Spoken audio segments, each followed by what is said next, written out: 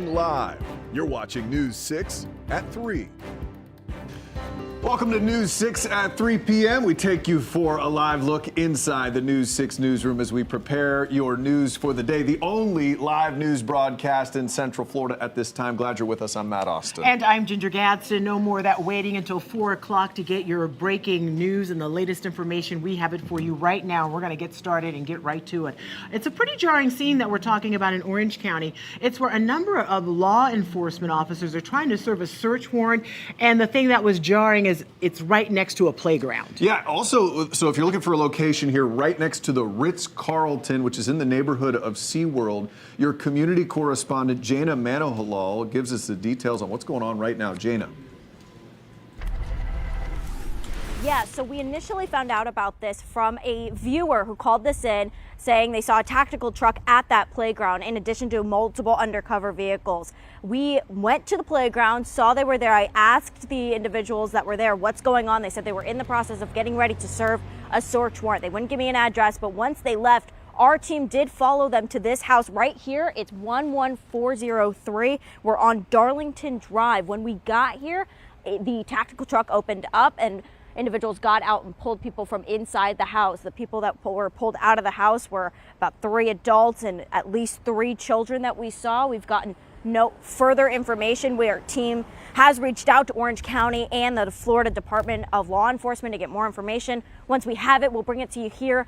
We're now live in Orange County. I'm your Orange County community correspondent, Jana Manohalal, News 6. All right, Jana, thank you for that late-breaking report there. All right, last week, News 6 was able to confirm that ICE was looking to put a detention facility somewhere here in Orange County. That's right, and your community correspondent, Stephanie Rodriguez, is on this today. She's talking with Orange County leaders about the continued backlash and what they hope to see happen. Democrats have long stood on the front lines of the fight for civil rights. Orange County Democrats showing solidarity for the immigrant community as they say ICE has ramped up operations in Central Florida. A 900% increase of ICE holds in our own jails. Last week, News 6 confirmed with ICE that the agency was touring a warehouse on Transport Drive to use as a possible detention facility.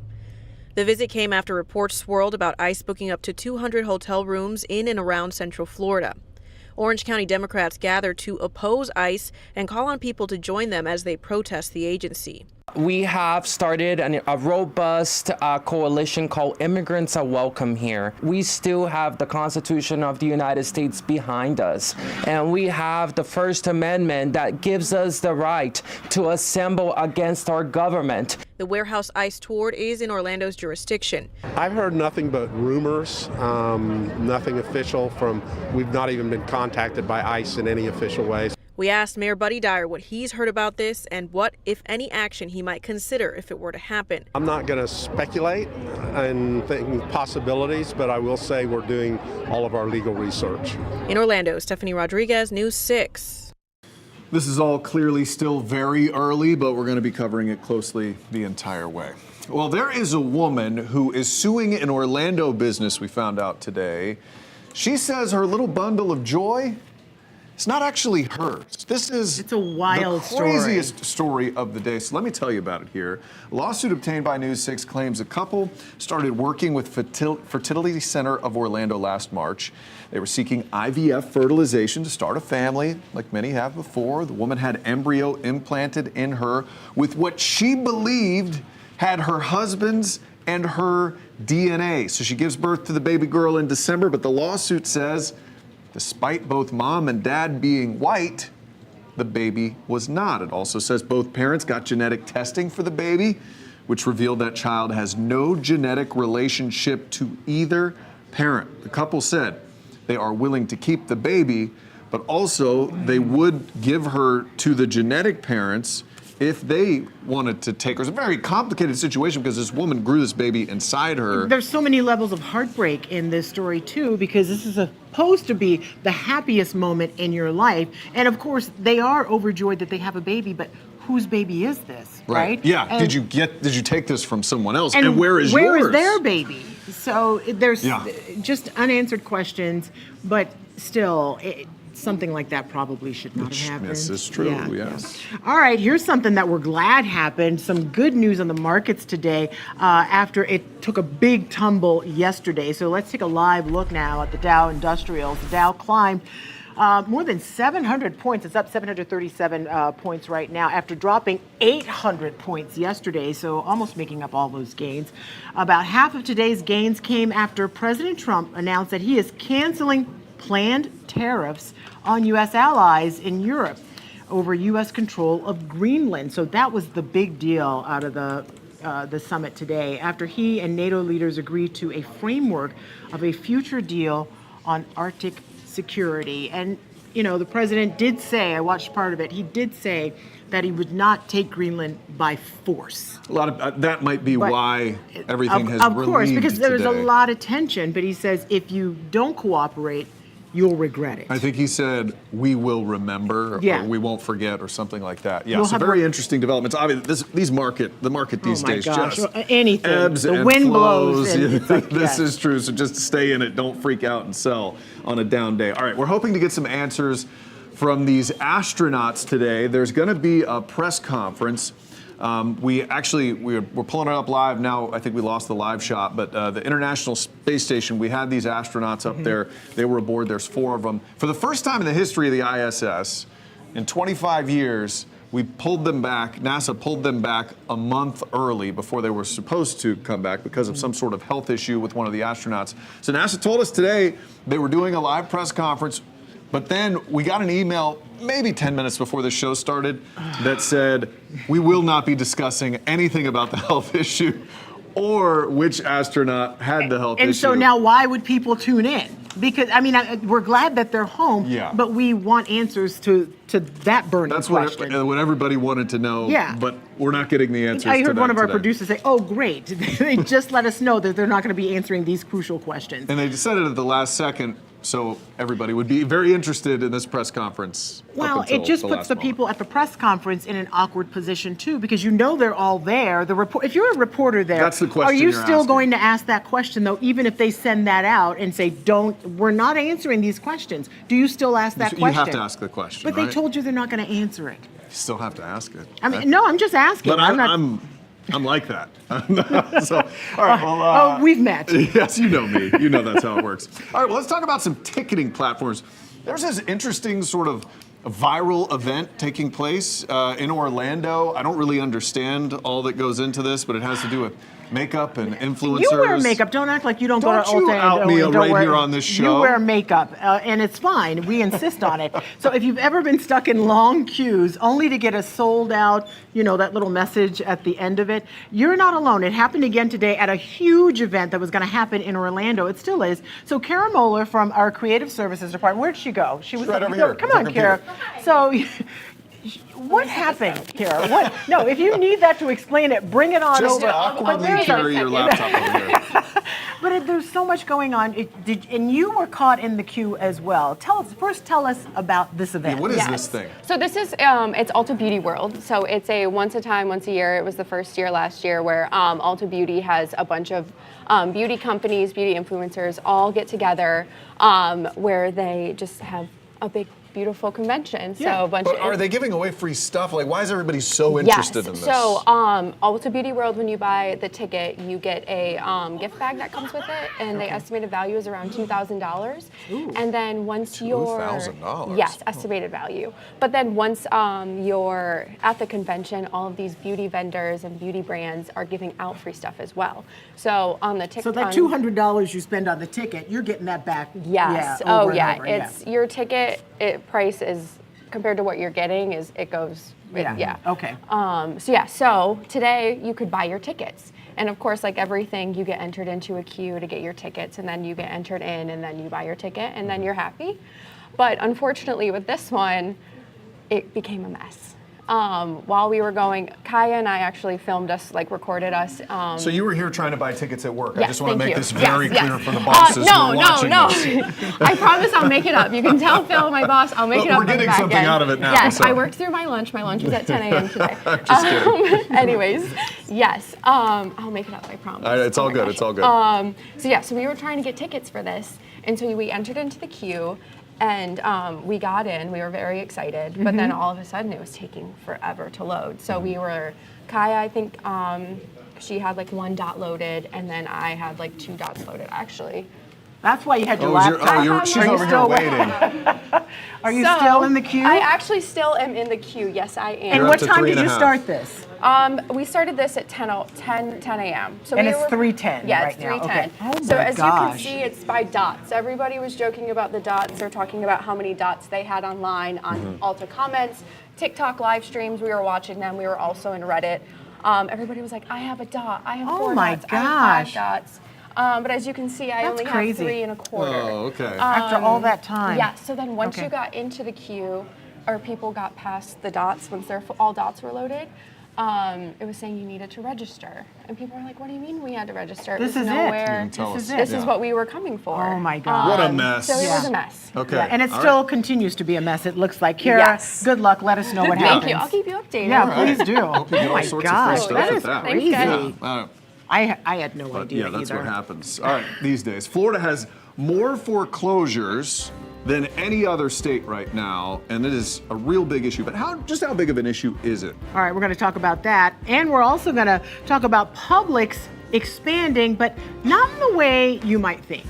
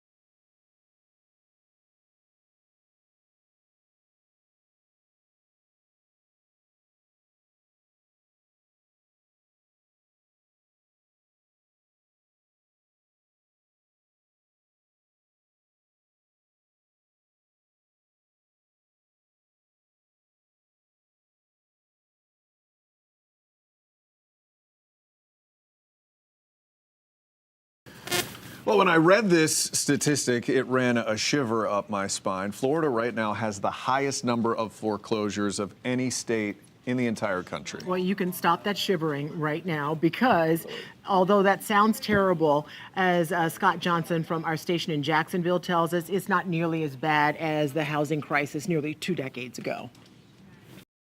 The report from an organization called Atom, which specializes in property data reports, The state of Florida leads the nation in foreclosure filings. This is on nearly 0.5%, 0.44% of residential properties. We're right above Delaware, South Carolina, and Illinois. Many people talk about, well, this looks like what it was back in 2007, 2008. We are not even close. But Gonzalo Mejia, the incoming president of the Northeast Florida Association of Realtors, points out the numbers are not nearly as bleak as it sounds, because Florida did see massive foreclosures during the economic downturn that started almost 20 years ago. Well, affordability has been an issue, mainly because of interest rates. Interest rates have gone up, where they were at one point we were even below 3%. No, we are probably twice that. So that has affected affordability. But look at this chart showing mortgages in distress. 2008 to 2016 numbers are enormous. Then you see that small bump going into 2026. That's what we're seeing now. He tells me this issue of foreclosures is actually more prevalent in South Florida than Northeast where we're at. Why is that? Well, they have a lot of more fees down there because of condominiums, because of what happened in Surfside, Florida. Remember the tragic condo collapse in Surfside right outside of Miami? When that happened in South Florida, there were a lot of new regulations to protect condos, tall ones, above 3 stories. Some other areas to watch in this involve property insurance and property taxes. Mejia points out a lot more insurance carriers have come into Florida in recent years, opening up competition and lowering prices as the state legislature is debating whether to eliminate property taxes. This is a complex conversation that will be debated by the legislature this year. Yeah, people were worried about the housing market, especially after COVID, because everything went gangbusters and everyone's like, is this going to be another 2008, 2009 bubble and it's all going to come crashing down? I feel, It's still very high. It's right still now. it is, but I think it's going to stabilize throughout. Something has to happen. I'm hoping my kids one day will be able to afford a house in this That's place. your job to leave them one. No, their job to buy it themselves. All right, so our social media guru, we like to call him, DJ, he likes to check out what you're checking out online. And that's how we get a lot of our information, because you guys are online checking it out. He had the audacity to take the day off, The so nerve. we had to check the social media pages to try to figure out what you were talking about. Gave us And more work to do. Really, it wasn't much of a surprise today, I wouldn't say. No, so yesterday we posted this story. It's about Publix. It purchased 4 more shopping centers in Central Florida, in Orlando, Lake Mary, Windermere, and the St. Cloud area. And it's not clear exactly where these locations are, but we've learned that they already have a Publix there. So what's the hubbub? Okay, so not everybody is thrilled with Publix's continued growth. So Tara says she wishes Publix had more competition to lower prices. I feel like there's a ton of competition out there. You got Trader Joe's, there's Costco, there's Winn-Dixie. Yeah, well, we BJ's? lost Kroger. So Yeah. I don't know. They were just There- delivery it's anyway. Joe says real estate is what made McDonald's all its money, not hamburgers. Yeah, it sounds like Publix bought up the land that their Publixes are already on, so Yeah. they don't want to be paying rent anymore. Still, every time we post any story about Publix, we always get people commenting about how they wish they had one in their community. So there apparently still are a few people out there who don't have a Publix a block or 2 away from them. When I lived in the Tampa St. Pete area, there was literally a Publix across the street from itself. So you didn't Is that even true? 100% true. Yeah, it was Wow. something else, and then Publix got it, and people going one way. I could have stop. one a mile in one direction and a mile in the other direction from my house right now. But both parking lots were still always Always packed. full, yeah. Always packed. All right. The International Association of Firefighters says nearly 80% of members' line of duty deaths were due to cancers related to their work. Yeah, January is Firefighter Cancer Awareness Month. We're going to talk about that story coming up after the break.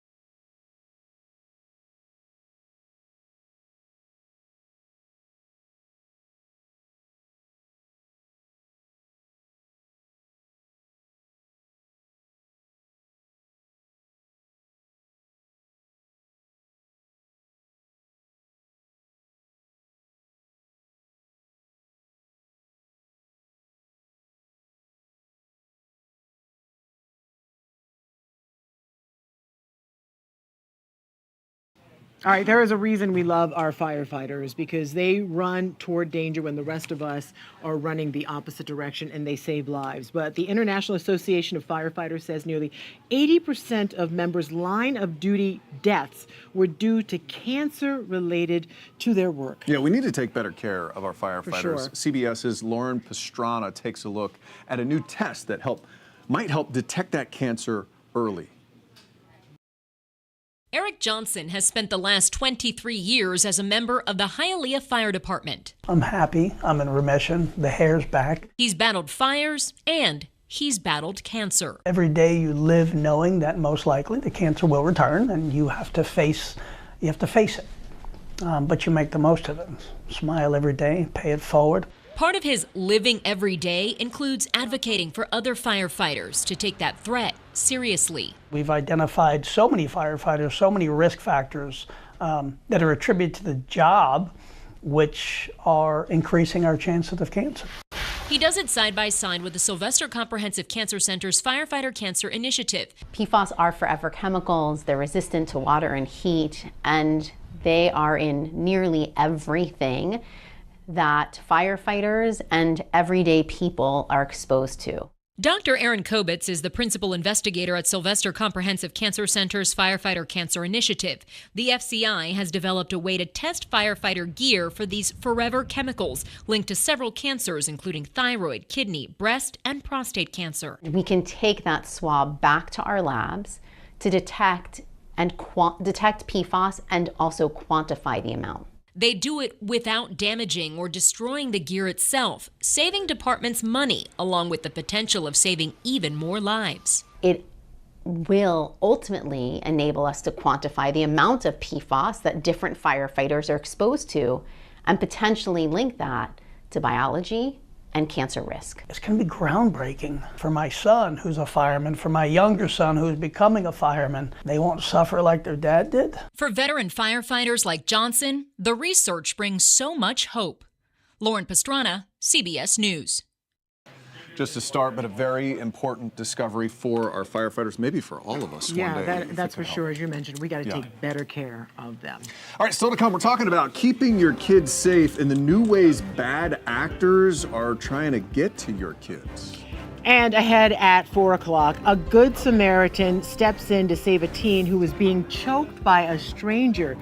Hear from the teen's sister about this scary situation.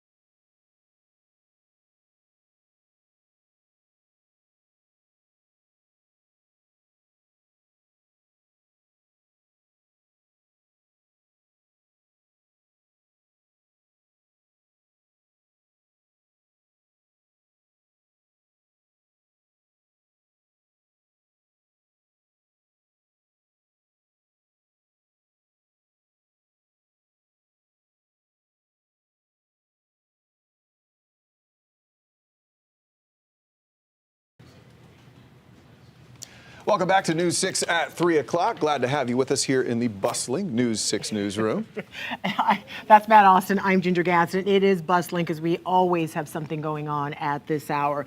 And the thing that we're talking about right now is something that should concern every parent. We know that you will do anything to keep your kids safe, but there are bad actors and bad guys out there that are trying to do whatever they can to get their hands on your kids. Yeah, so one local sheriff's department has decided to put together a task force to try to protect your kids. So we are profiling that. We have our investigator, Erica Briguglio, joining us now. Hey, Erica. So tell us about this, Erica. So under law, social media platforms and internet service providers are required to submit cyber tips to the National Center for Missing and Exploited Children. This is, someone sending sexually explicit messages to a child. They have task forces across the country, and there's actually one at the Flagler County Sheriff's Office. So these tips get siphoned down to them, and they investigate them.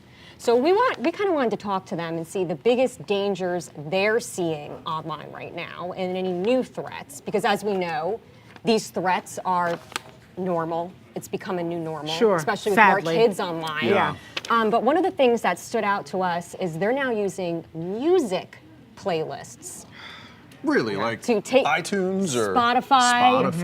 Spotify. So in this one case, I spoke with the detective. He said they'll use, depressed teens playlist, lure them. Oh my through God. that. They're preying on the vulnerable. Yes. So they're finding new tactics to try to lure these children in and make that connection with them. Terrifying. What It's could disgusting. parents do to try to keep their kid from falling into something like this? The one thing that stood out to one detective I spoke with is that in a local Roblox case where this man from California was preying on a Palm Coast child, they had a conversation with their child about the risks of going online and what to look out for. So when this child received those messages, she knew something was up, told her parents.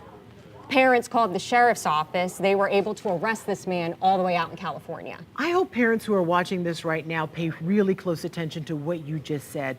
They had a conversation with their child beforehand and alerted So the them kid that could something like this could recognize happen. Yeah, something so was off. the child recognized something was wrong and told her parents. And another thing is look into the parental controls. Yeah. That's a huge thing Yeah. because the detective I spoke with, she has twin sons. They are on Roblox, but she controls the account. She sees everything they Good. do. No one can message them. She sees everything they're doing. I just witnessed this. I was with family members, and one of my nieces has a 5-year-old, and she needed to go to another level on Roblox, and it was like, Ma, you need to approve this. And so they can't do anything without parental approval if the parent has control of that already. Exactly. And just to mention, Roblox just launched age verification for their gaming platform, which means you have to verify what your age is by doing a face scan, and that controls who you can message on that platform. Right. So they're all tightening up security, I hope. Thank goodness. Because we've seen enough bad cases. I mean, you could do a story like this every single day until eternity and still not be done with everything, because there are always going to be those people who try to subvert what is happening. And just think about how much is on the internet these days. Oh my gosh. And I how don't many wanna. how many avenues they can go through to It's try to unlimited. access these children. Erica Briguglio, thank you so much. Great Very job. important Yeah, stuff thank for you, parents to Erica. see. Well, there is only one school in Cape Canaveral right now, and pretty soon there aren't going to be any of them. Yeah, that's a going sad story. We've been talking about this one a lot, too. We were at the meeting last night when Brevard Schools decided to close Cape View Elementary at the end of the school year. News 6's Mark Lehman has reaction to this heartbreaking decision. Parents we spoke with are devastated and were hoping to see their children at this school for years to come. They call Cape View Elementary the heart and soul of the community, but the district says it can't afford to keep it open. It's the heart and soul of Cape Canaveral. Parents telling us they're devastated after the Brevard County School Board voted Tuesday night to close Cape View Elementary. The decision leaving questions about transitioning to a new school. I'm just worried about how my son's going to adapt to the change because my son doesn't do change really well. He's very emotional. The closure was approved as Cape View has been operating at less than 50% capacity. The district says the reason for the drop in enrollment is an aging population and increase in short-term rentals. I look at this And, you know, you want to govern with your heart, because my heart hurts when I look at a parent who's upset, right? Board members saying the decision was unavoidable as Cape View has been losing students over the past decade, and the district is overpaying to keep the school open. We are looking at spending 2 times as much on students in one school than we are in another school. You have to go, where is that? Why? That's not fair. With last night's vote, students here will transition to Roosevelt Elementary, which is about 7 miles away, a 15-minute drive in Cocoa Beach. At this point, the district hasn't said what it plans on doing with this campus when it closes in May. For now, reporting in Cape Canaveral, Mark Lehman, News 6. Yeah, the emotion of those family members, it's very real, but so is the money problem. It's, you can't avoid it. It comes down to dollars and cents every time. And it turns out that Brevard County is not the only one operating under capacity. It's also a problem at a number of schools in Orange County. Yeah, we've been telling you for months now, Orange County is considering shuttering 7 different schools. Your community correspondent Stephanie Rodriguez takes a look at another opportunity for parents to voice their displeasure.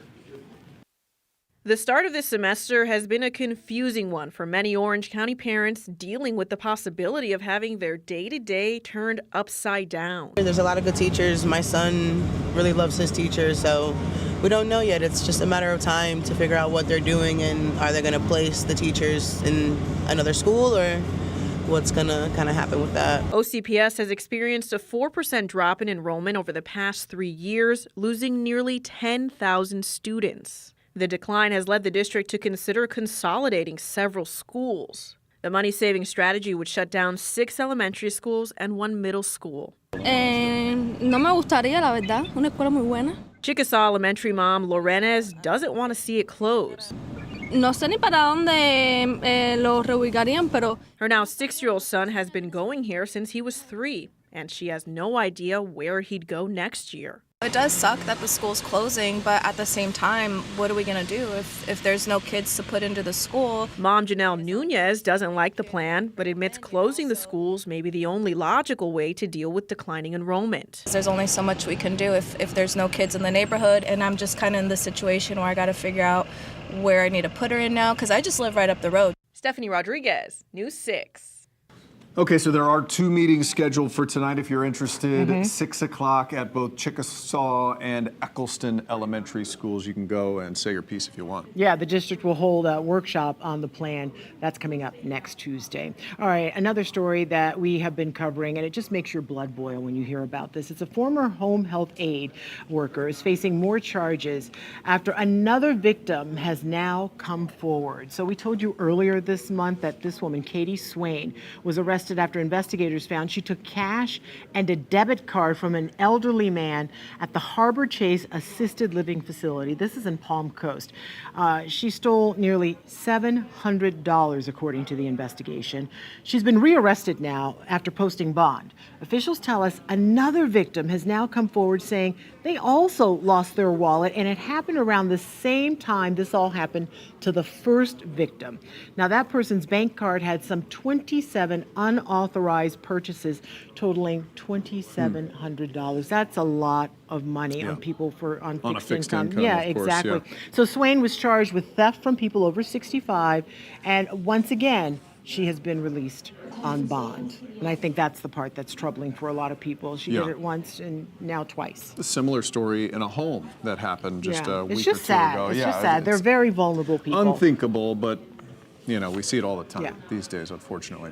Well, moving along now, as President Trump is pushing for more AI regulations, there's a proposed state bill moving through the Senate right now on AI. So let's talk about what they're discussing here. The Senate Commerce and Tourism Committee unanimously backed a bill that includes establishing a right for parents to control children's interactions with artificial intelligence. That bill also says people have a right to know when they're communicating with a human or an AI system or chatbot. And it says people have a right to know whether political advertisements were created in whole or in part with the use of artificial intelligence.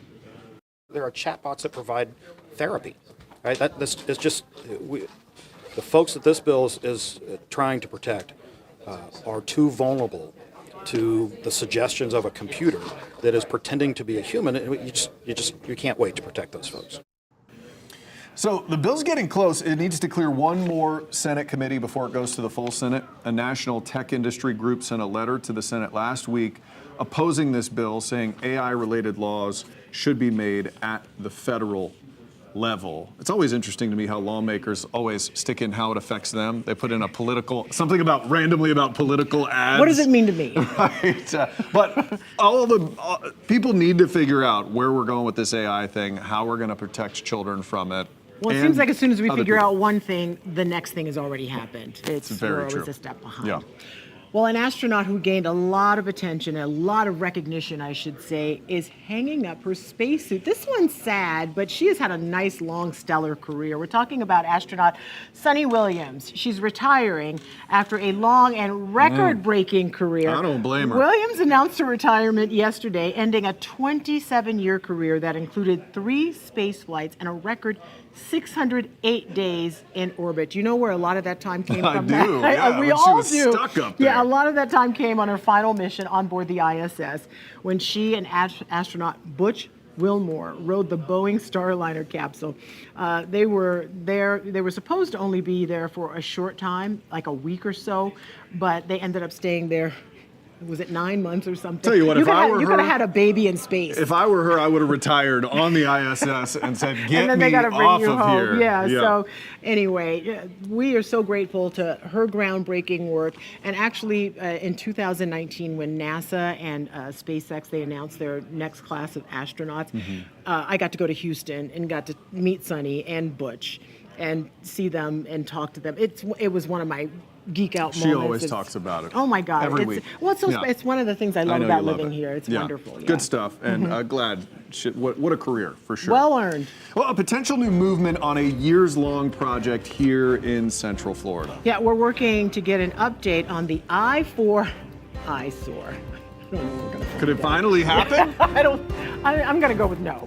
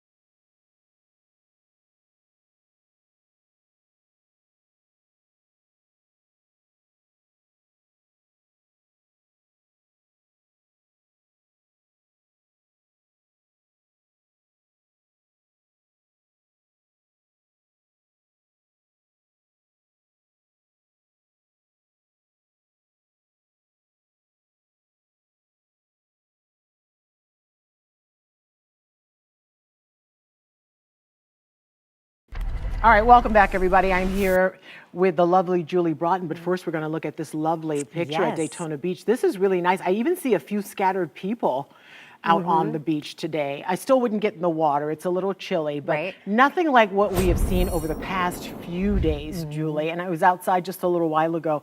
It's nice out there. It is nice. So we started a little bit of a warming trend yesterday. That's continuing. You mentioned those nice temperatures. This is exactly what's normal for January. So low 70s. This is where we should be. So right now we're at 72 in Orlando. It is 71 in Ocala. Now here's what you need to know. I also like this background. This is a man drinking coffee and just his cat really honed in there on what he's doing. So tonight we'll keep it warmer than normal, going in the mid to upper 50s. By the end of the week, nearing 80. You have a cat, you know how it goes. Yeah. And then we're tracking a front this weekend. Looks like that slowed down some. That will come through. Looks like early Monday.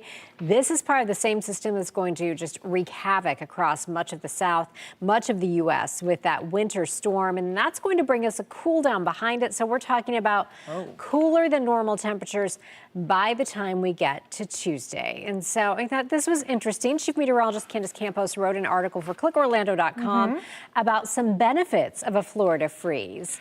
Okay, so it makes the berries sweeter if they are frozen? Yeah, so the colder weather slows their growth, and that allows some of those starches to convert to sugar and makes them a little sweeter. So we should have a nice strawberry crop.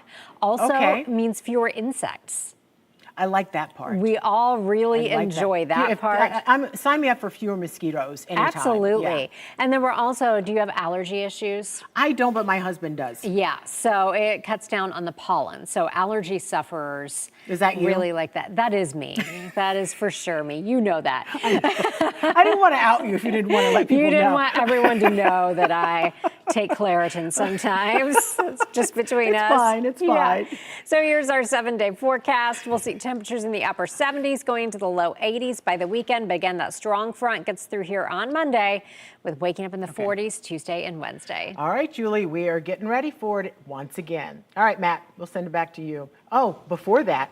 Yes, make sure you go to clickorlando.com or search WKMG in your app store. You can download our free News 6 weather app. Also on there, you can upload your pet picture. So we love that. I know you love it. And their backstories, too. All right, now we get in the studio back to Matt. All right, well, here's a big question. How do you celebrate your birthday? I like a steak and my wife's pineapple upside down cake. That's all I want. But for one veteran, he's not slowing down, and he seems to do the same thing every year. Kind of wild. Take a look. This is Sonny Locken. He rung in his 90th birthday in style going parasailing in Fort Myers Beach. It's a trip 10 years in the making. He first went parasailing years ago, and then it became a tradition. We got to go to again when you're 90, and I said, I have to talk to Amy and see if she can keep me running till I'm 90, and I said, and if I make it, you go with me. He's just inviting everybody along. So the best part, do you know who Amy is? That is his doctor.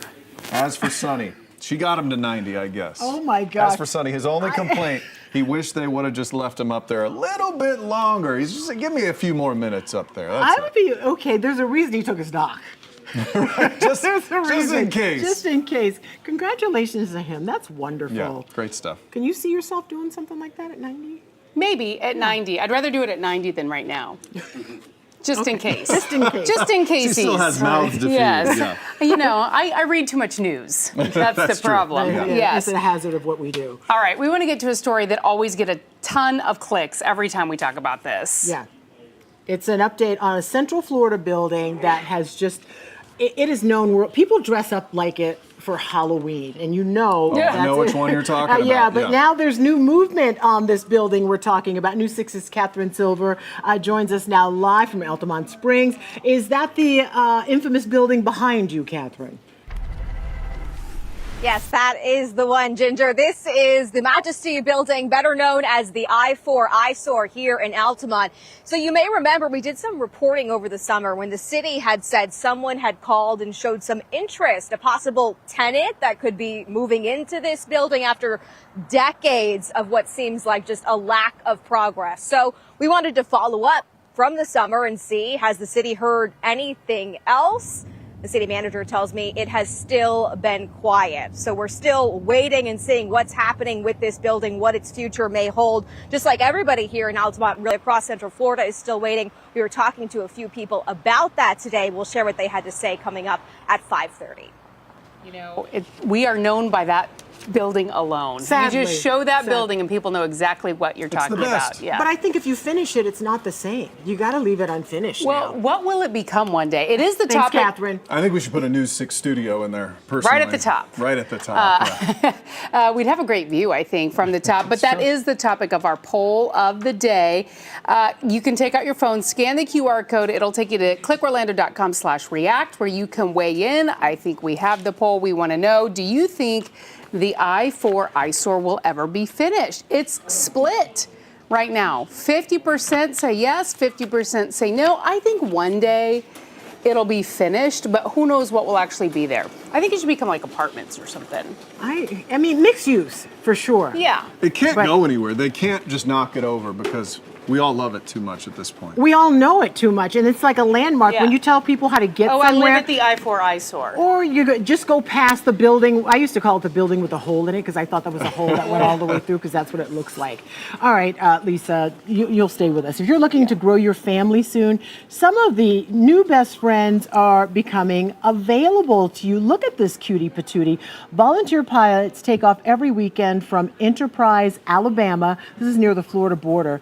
And they land at the Orlando Apopka Airport. They'll fly, oh my God, they'll fly these puppies from high kill shelters across northern Alabama and bring them to Central Florida where they have more no-kill shelters. And the animals have another chance at being adopted. Sometimes they don't even need to make it to Central Florida to find a new home. Well, I actually adopted one of them. We have Rosie. She was on my flight back in June. All right, so the founder of the group began the flights in 2010, and volunteers cover fuel costs themselves because it is that important to them. And where are they? So we can why aren't they in studio with us right now? How is that not getting adopted? I don't know. I don't understand. Can you imagine Don't. being a pilot? Wouldn't you much rather fly those passengers around than what you typically see? I would crash for sure. On a commercial airline. Well, with all the problems we're having with passengers these days, I think probably. All right, so coming up, it's one of the biggest purchases you'll make. We're talking about buying a new car. Yeah, and as prices continue to climb, we have some tips for you before you make that purchase. News 6 at 4 is coming up.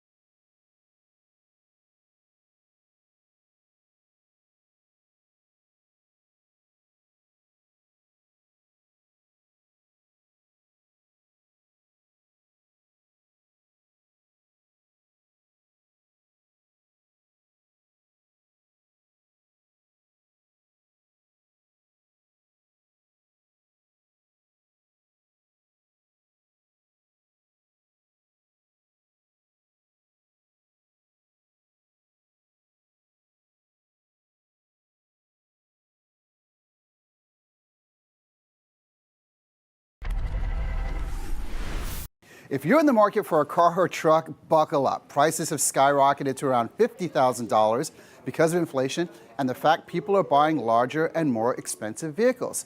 If you're about to take the plunge, CBS News business analyst Jill Schlesinger is here with car buying tips. Jill, we're actually talking about this in our newsroom. Someone's buying a new car and they were shell-shocked with prices. How should you start the process? Ooh, it's tough out there. You're going to have to determine how much you can afford, and it's not just that sticker price. It is the cost of owning and operating the new vehicle, which AAA says is about $1,000 a month. So obviously, managing this expense is going to require some homework on your part. Conduct that research. Even if you've been loyal to a particular brand or a dealership, please consider expanding your search to other options, maybe a broader geographic area. All this information can be found online. And it seems, Jill, this always comes up, this idea, who should buy and who should lease? Well, I think if you're driving cars into the ground, you're buying, basically you buy it and you're going to keep it for 10 or 12 or 15 years, you are really best served by buying. Even if you borrow money to buy, once that loan is paid off, the annual cost of carrying the car, it's dropping significantly. But you also may be the kind of person, just admit it, maybe you like those shiny new vehicles, the improved safety options, the latest tech, then you might like that lease. And the good news is a lease does require usually a smaller down payment. It results in lower monthly payments. The problem is you're never getting rid of that car payment. Yeah, I like the shiny new cars, I have to admit. All right, Jill, here's the big one. Negotiating. What are the tips on negotiating? Because we all hate to negotiate with car dealerships. I mean, the negotiation process has gotten better since there's more information online, so it's not as contentious. But I will point out that you should avoid dealer markups, which show up on that final invoice sometimes. So avoid that. Remove the expensive add-ons. You know you don't need some of this stuff. And of course, the most important thing, the willingness to walk away. That is your best negotiating tool. Awesome advice. Thank you, Jill. You can see Jill regularly on CBS Mornings and the CBS Evening News. For more analysis, go to JillOnMoney.com. Yeah, buying a new car is never fun. I don't like the research or anything. It takes days. It's if not longer. Well, that's why my car is 10 years old. I will drive it until the wheels fall off. I feel like it takes longer than buying a house. Sometimes it feels like yes, it, right? Yeah, it's a lot of pressure. All right, well, we are getting ready for a new 6 at 4 o'clock. Yeah, coming up, your Volusia County community correspondent Molly Reed is going to be showing some body cam video as officers found the Good Samaritan who stopped a man from attacking a student at a bus stop. News 6 at 4 starts right now. Streaming on clickorlando.com and broadcasting live. You're watching News 6 at 4. I grabbed my toolbox to defend against him, and then I tackled him and got him down. Just as investigators got to the scene, this Good Samaritan told them with just his toolbox, he stopped a man who was choking a 13-year-old boy at a bus stop. Temperatures are on the rise right now. We're about 5 to 10 degrees warmer than we were 24 hours ago. How long the warm trend sticks around and when we'll see lows back in the 40s. But first, we are starting off with some breaking news this afternoon. We're seeing a lot of deputies surrounding a home in Orange County. It all started, though, at a playground on Darlington Drive. That's right off Whisper Lakes Boulevard and John Young Parkway. Your Orange County community correspondent Jana Manahalal is there live right now. Jana, what are you learning? Yeah, this scene definitely started at a playground from a tip from a viewer like you at home. We got called to this playground, and there we saw a large tactical vehicle, a bunch of undercover cops, and 2 Orange County Sheriff vehicles. When I got there, I got out of the car. I asked them, what is going on? They said they're getting ready to serve a warrant. Once their team started to leave, we followed right behind them, and it brought us to this home right here, 11403 on Darlington Drive. When we got here, deputies got out of their vehicles and they started pulling people from inside of the house. From what we could see, they pulled about 3 adults and roughly 3 children out of the home. 2 adults were in handcuffs, but from what I could tell, nobody was taken away from the house at the moment. FDLE is here working the scene. They are actively searching the vehicles that are in front of this property right now. Now, myself and our News 6 team have been working to reach out to both Orange County and the FDLE team to figure out what exactly is going on at this home. Now, when we get those answers, we'll bring it to you here and on clickorlando.com. But for now, I'm in Orange County, your community correspondent, Jana Manahalal, News 6. All right, Jana, thank you. New video shows DeLand police rushing to help a 13-year-old boy and the man who saved him. Investigators say a man suddenly choked the teen while he was waiting for his bus. This happened at a bus stop on Spring Garden Avenue near Clear Lake Drive early yesterday morning. Your Volusia County community correspondent Molly Reed was in court today for the suspect's first appearance and spoke with the boy's family. Christopher Schwabel is not going anywhere from the Volusia County Jail here, at least not yet. He was scheduled to have his first appearance here today, but the judge said that he was having serious behavioral issues when they were trying to bring him out. So the court decided to push his first appearance back another day to try to give him another chance to cooperate. Very thankful for the guy that was able to help him out before we were able to get out there. Fernice Fertil says her 13-year-old brother was waiting for his school bus Tuesday morning on Spring Garden Avenue when he was randomly attacked by a homeless man, later identified as 36-year-old Schwabel. I see this guy walking down the street. This guy right here? Yeah, walking down the sidewalk, and then he approaches me and starts saying some stuff that I didn't understand, and he grabbed me and pulled his knife out. DeLand police body camera video shows the boy recounting the terrifying moment. He tried hitting me, punching me a bunch. Police say this video also shows the Good Samaritan who rushed to help. The man telling officers he saw Schwabel attacking the teen quickly made a U-turn, pulled over, and jumped out to help. The teen ran away to safety, but Schwabel pulled the knife out on the man, too. He has a big knife. He had a big Yes, knife? he's got a knife. Where's the where? I don't know. The man telling officers he hit Schwabel with his toolbox and held him until they got there. I'll let you guys take it from here. Don't move, man. Got it? Which pocket is the knife in? It's in my right pocket. Fertil says her little brother thankfully was not hurt, but he won't be riding the bus anytime soon. He's feeling a little better, probably a little bit paranoid, because it was unprovoked. Now, Schwabel had only been out of jail here for a week before this attack. He was being held here until last week on charges for exposing himself and having drug paraphernalia, but prosecutors in that case decided to drop those charges. The judge will try again here on Thursday for the first appearance on the charges from the attack. I'm your Volusia County community correspondent Molly Reed, News 6. Taking a live look now over downtown Orlando from our Light Orlando Delivering Hope cam. We are warming up a skosh and some scattered showers are returning. But look at that beautiful blue sky out there. Meteorologist Julie Broughton joins us now with what's going on. Julie. It certainly feels nice outside. If you haven't been out recently, really just a pleasant day. And these are the temperatures that are normal for us this time of year. This is our typical weather. Here again is a look for you at our Light Orlando Delivering Hope Together camera over downtown Orlando. A little bit of cloud cover out there, so we'll call it partly cloudy. Right now we're at 72 degrees, and notice our winds now coming in out of the east, so that's tapping into a little bit more moisture, and that means we could see a few isolated showers for Thursday and Friday before a little bit better chance of rain by the end of the weekend. Now in Palm Coast right now you're at 65, 70 in Ocala, 71 in Melbourne, about 5 to 9 degrees warmer for most of us than we were 24 hours ago, and our trend as we head through the rest of the week into the weekend. So our average high this time of year is 72. You can see we'll be well above that until Sunday. And then by Monday, our temperatures begin to come down. We'll talk more about that and more about how long that cooler weather next week will stick around. All right, Julie, thank you. We're learning new details about the man who investigators say stabbed a mental health counselor and her client. Deputies say 39-year-old Michael Smith was a former client. He walked into the counseling office on Lee Road in Orange County Monday night and started stabbing them. 44-year-old Rebecca White died. Investigators found Smith also died by suicide 30 minutes away from the scene. We now know he was arrested in the past and on the state's sex offender registry. We spoke to people who live nearby. Nothing but a tragic story in many, many different ways, from the mental illness of the patient to the one that was there that witnessed it. Deputies say Smith also stabbed a man who had just finished a therapy session and was calling 911. He is expected to be okay. There is a GoFundMe for his recovery. We posted it in this story. You'll find it on clickorlando.com.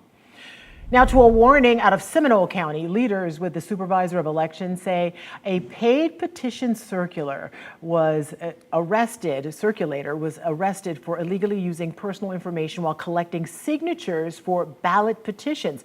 Leaders say they collected signatures for the recreational marijuana amendment in 2024 and did the same last year for the 2026 marijuana amendment. Leaders found out they turned in nearly 400 petitions in Seminole County last year. The county says if you were impacted, you will get a letter in the mail. Now to a live look at stocks. After the closing bell, the market is back in the green in response to the president saying he is canceling his planned tariffs on U.S. allies. We're talking about 8 NATO countries who strongly opposed his comments about taking over Greenland. The Dow ended up more than 500 points today. The S&P up more than 1%. The Nasdaq also up more than 1% today. Now, yesterday marked the worst day on Wall Street since October. The Associated Press says the president and the leader of NATO agreed to a, quote, framework for a future Arctic deal. The president had threatened the 8 NATO members with 10% tariffs starting next month, increasing to 25% in June if they did not support his bid to take Greenland from Denmark. CBS business analyst Jill Schlesinger says many investors would be wise to tune out the ups and downs as they think about their portfolio and 401ks. Last year was a good model of why you should stick with a game plan and not react to the news. In April, we saw stocks tank down by almost 19%. And then after those tariffs were kind of rolled back a little bit and there was negotiation, the stock market soared. For most long-term investors, your best bet is to try to tune out the noise, stick to your game plan, and try not to make any sudden moves. She says she expects inflation to remain above 3%, higher than the Federal Reserve would like. Earlier today, President Trump had reiterated his determination to take control of Greenland during his address at the World Economic Forum in Switzerland. During his address, he did not hold back, saying the island is critical for U.S. national security, adding he wants immediate negotiations. However, the president said for the first time he would not use force, but also issued a warning. I don't have to use force. I don't want to use force. I won't use force. You can say yes, and we will be very appreciative, or you can say no, and we will remember. Danish officials are not attending the World Economic Forum, but the prime minister said while the country is ready to discuss security, negotiating sovereignty is off the table.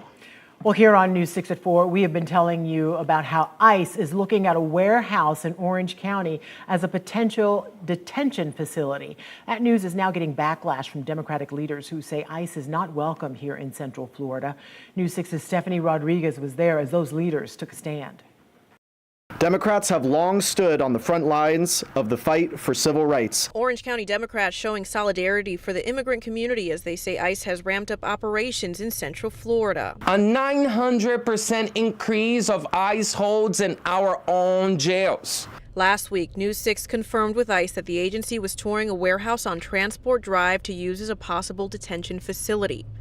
The visit came after reports swirled about ICE booking up to 200 hotel rooms in and around Central Florida. Orange County Democrats gathered to oppose ICE and call on people to join them as they protest the agency. We have started a robust coalition called Immigrants Are Welcome Here. We still have the Constitution of the United States behind us, and we have the First Amendment that gives us the right to assemble against our government. The warehouse ICE toured is in Orlando's jurisdiction. I've heard nothing but rumors, nothing official we've not even been contacted by ICE in any official way. We asked Mayor Buddy Dyer what he's heard about this and what, if any, action he might consider if it were to happen. I'm not going to speculate and think possibilities, but I will say we're doing all of our legal research. In Orlando, Stephanie Rodriguez, News 6. Well, days after a medical issue cut their mission on the space station short, NASA's Crew 11 is speaking for the first time since last week's historic splashdown. And this might surprise you, but they did not reveal much information about what happened. The 4-member crew returned to Earth last Thursday, splashing down off the coast of San Diego. It was the first time an ISS crew mission had to return to Earth early and had been cut short. All NASA would say is the astronaut had a medical issue and described them as stable, but they never identified which astronaut. Now, even after today's press conference, we still don't know much more than that. The crew still feels like the mission was a success.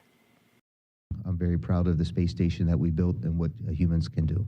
But how we handled everything all the way through nominal operations to this unforeseen operations really bodes well for future exploration. We're a well-honed machine here at the Johnson Space Center and around the world. So when we're getting ready for Artemis, I am very optimistic.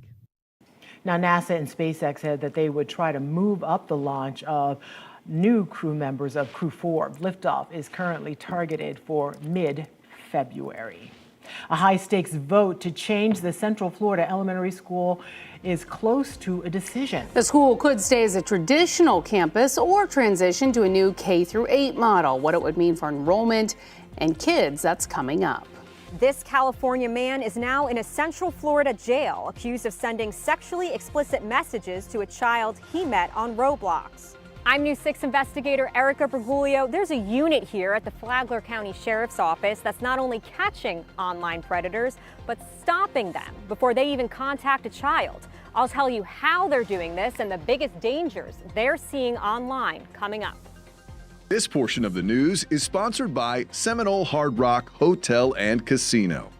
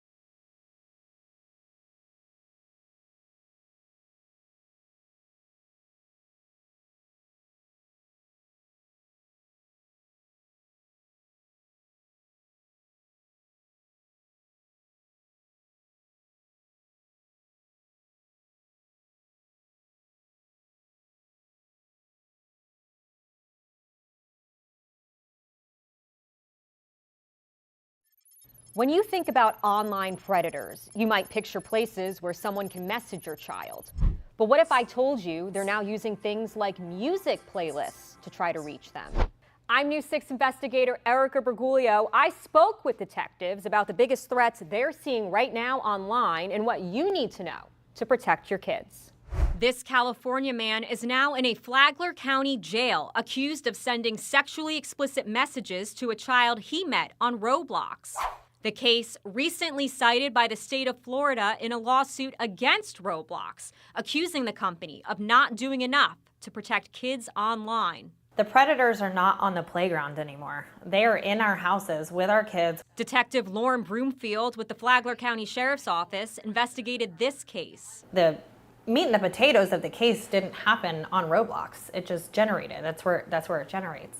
So once they get them to a comfortable standpoint, they can move to, hey, give me your phone number, give me your email address, or let's just talk directly. A textbook move, but criminals are changing the playbook, targeting kids on YouTube and even Spotify. They were luring mentally ill teenage girls to them through a depressed teens Spotify playlist. Wow. So they posted that playlist, they got people to like it. Whatever they can do to pull kids in, they'll do it. Detective Joe O'Barr is with the International Crimes Against Children Task Force in the Flagler County Sheriff's Office. The unit investigates cyber tips from internet service providers and social media platforms. Just step right up here to the front of the car.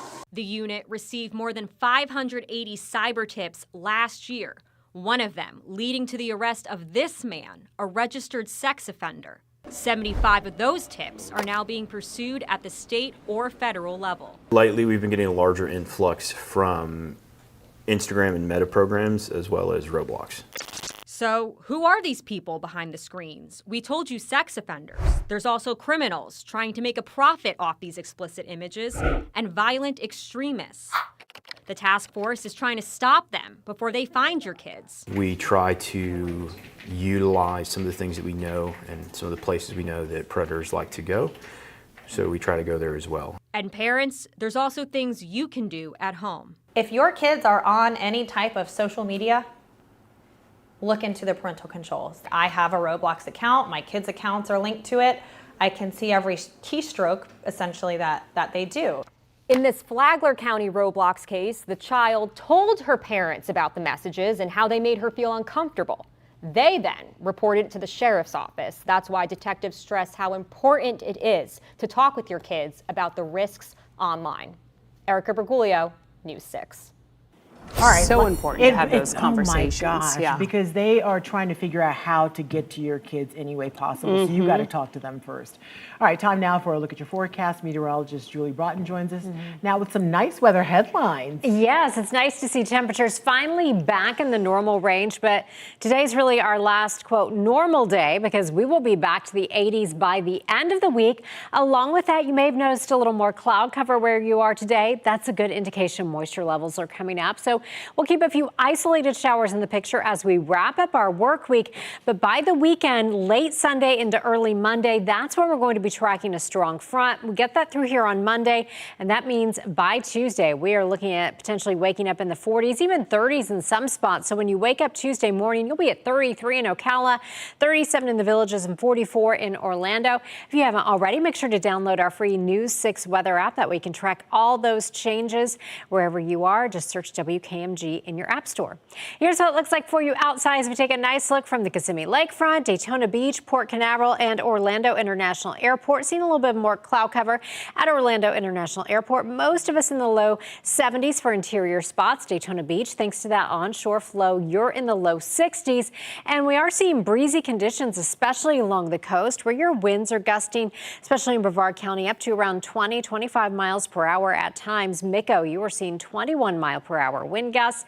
But we are nice and pleasant out there. 70 in Mount Dora. You're at 69 degrees right now in Montverde, 69 in Denellen. Deltona, you're checking in at 68 degrees. It is 70 right now in Malabar and 72 if you're in Hullapaw. Now, here's your hour-by-hour forecast. Your forecast is sponsored by Renewal. by Anderson. Okay, I selected a camping background for Little Dog because he likes to snuggle in his RV to stay warm. You see he has this nice little pillow there. 66 degrees at 7 o'clock, 64 degrees at 8 o'clock. That's pretty great if you're a dog and you have an RV. Click Orlando.com/pin so you can share your pet photos with us. Here's a look at the southeastern United States, showing some moisture rolling in from the Gulf in the mid and upper levels of the atmosphere. Now, I'm going to jump ahead a few days and show you again what we're talking about as far as rain and cloud cover. Taking you through tonight into tomorrow. Notice a little more white, a little more green on the modeling. That shows us where we'll see about a 10% chance of showers as we head through the next couple of days. I think at times skies will be pretty cloudy for us for our Thursday.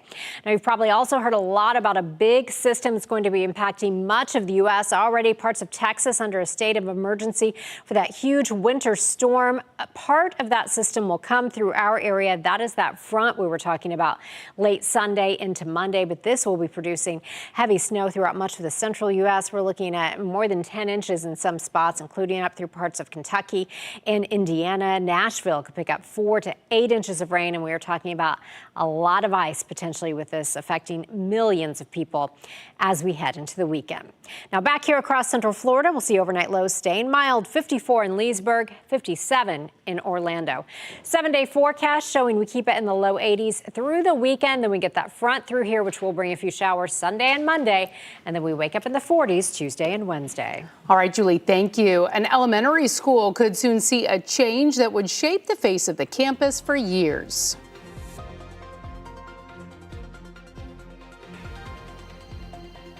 So stay a public school or transition to a K through 8, the decision parents are making and when we could see the results. That's next. A live look now at downtown Orlando from our Light Orlando Delivering Hope camera. You're watching News 6. We'll be right back. This portion of the news is sponsored by Light Orlando.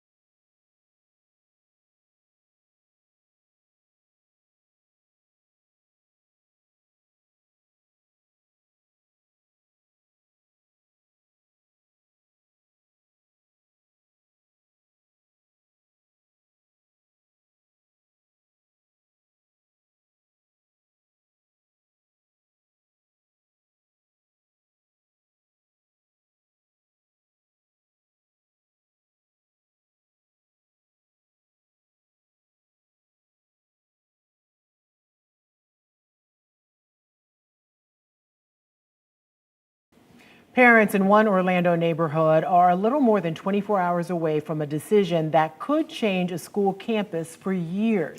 Right now, families are deciding whether Orange Center Elementary stays a traditional public elementary or converts to a charter-operated K-8. The change could add about 300 students and bring middle school grades to campus. The school district sent ballots to parents earlier this month.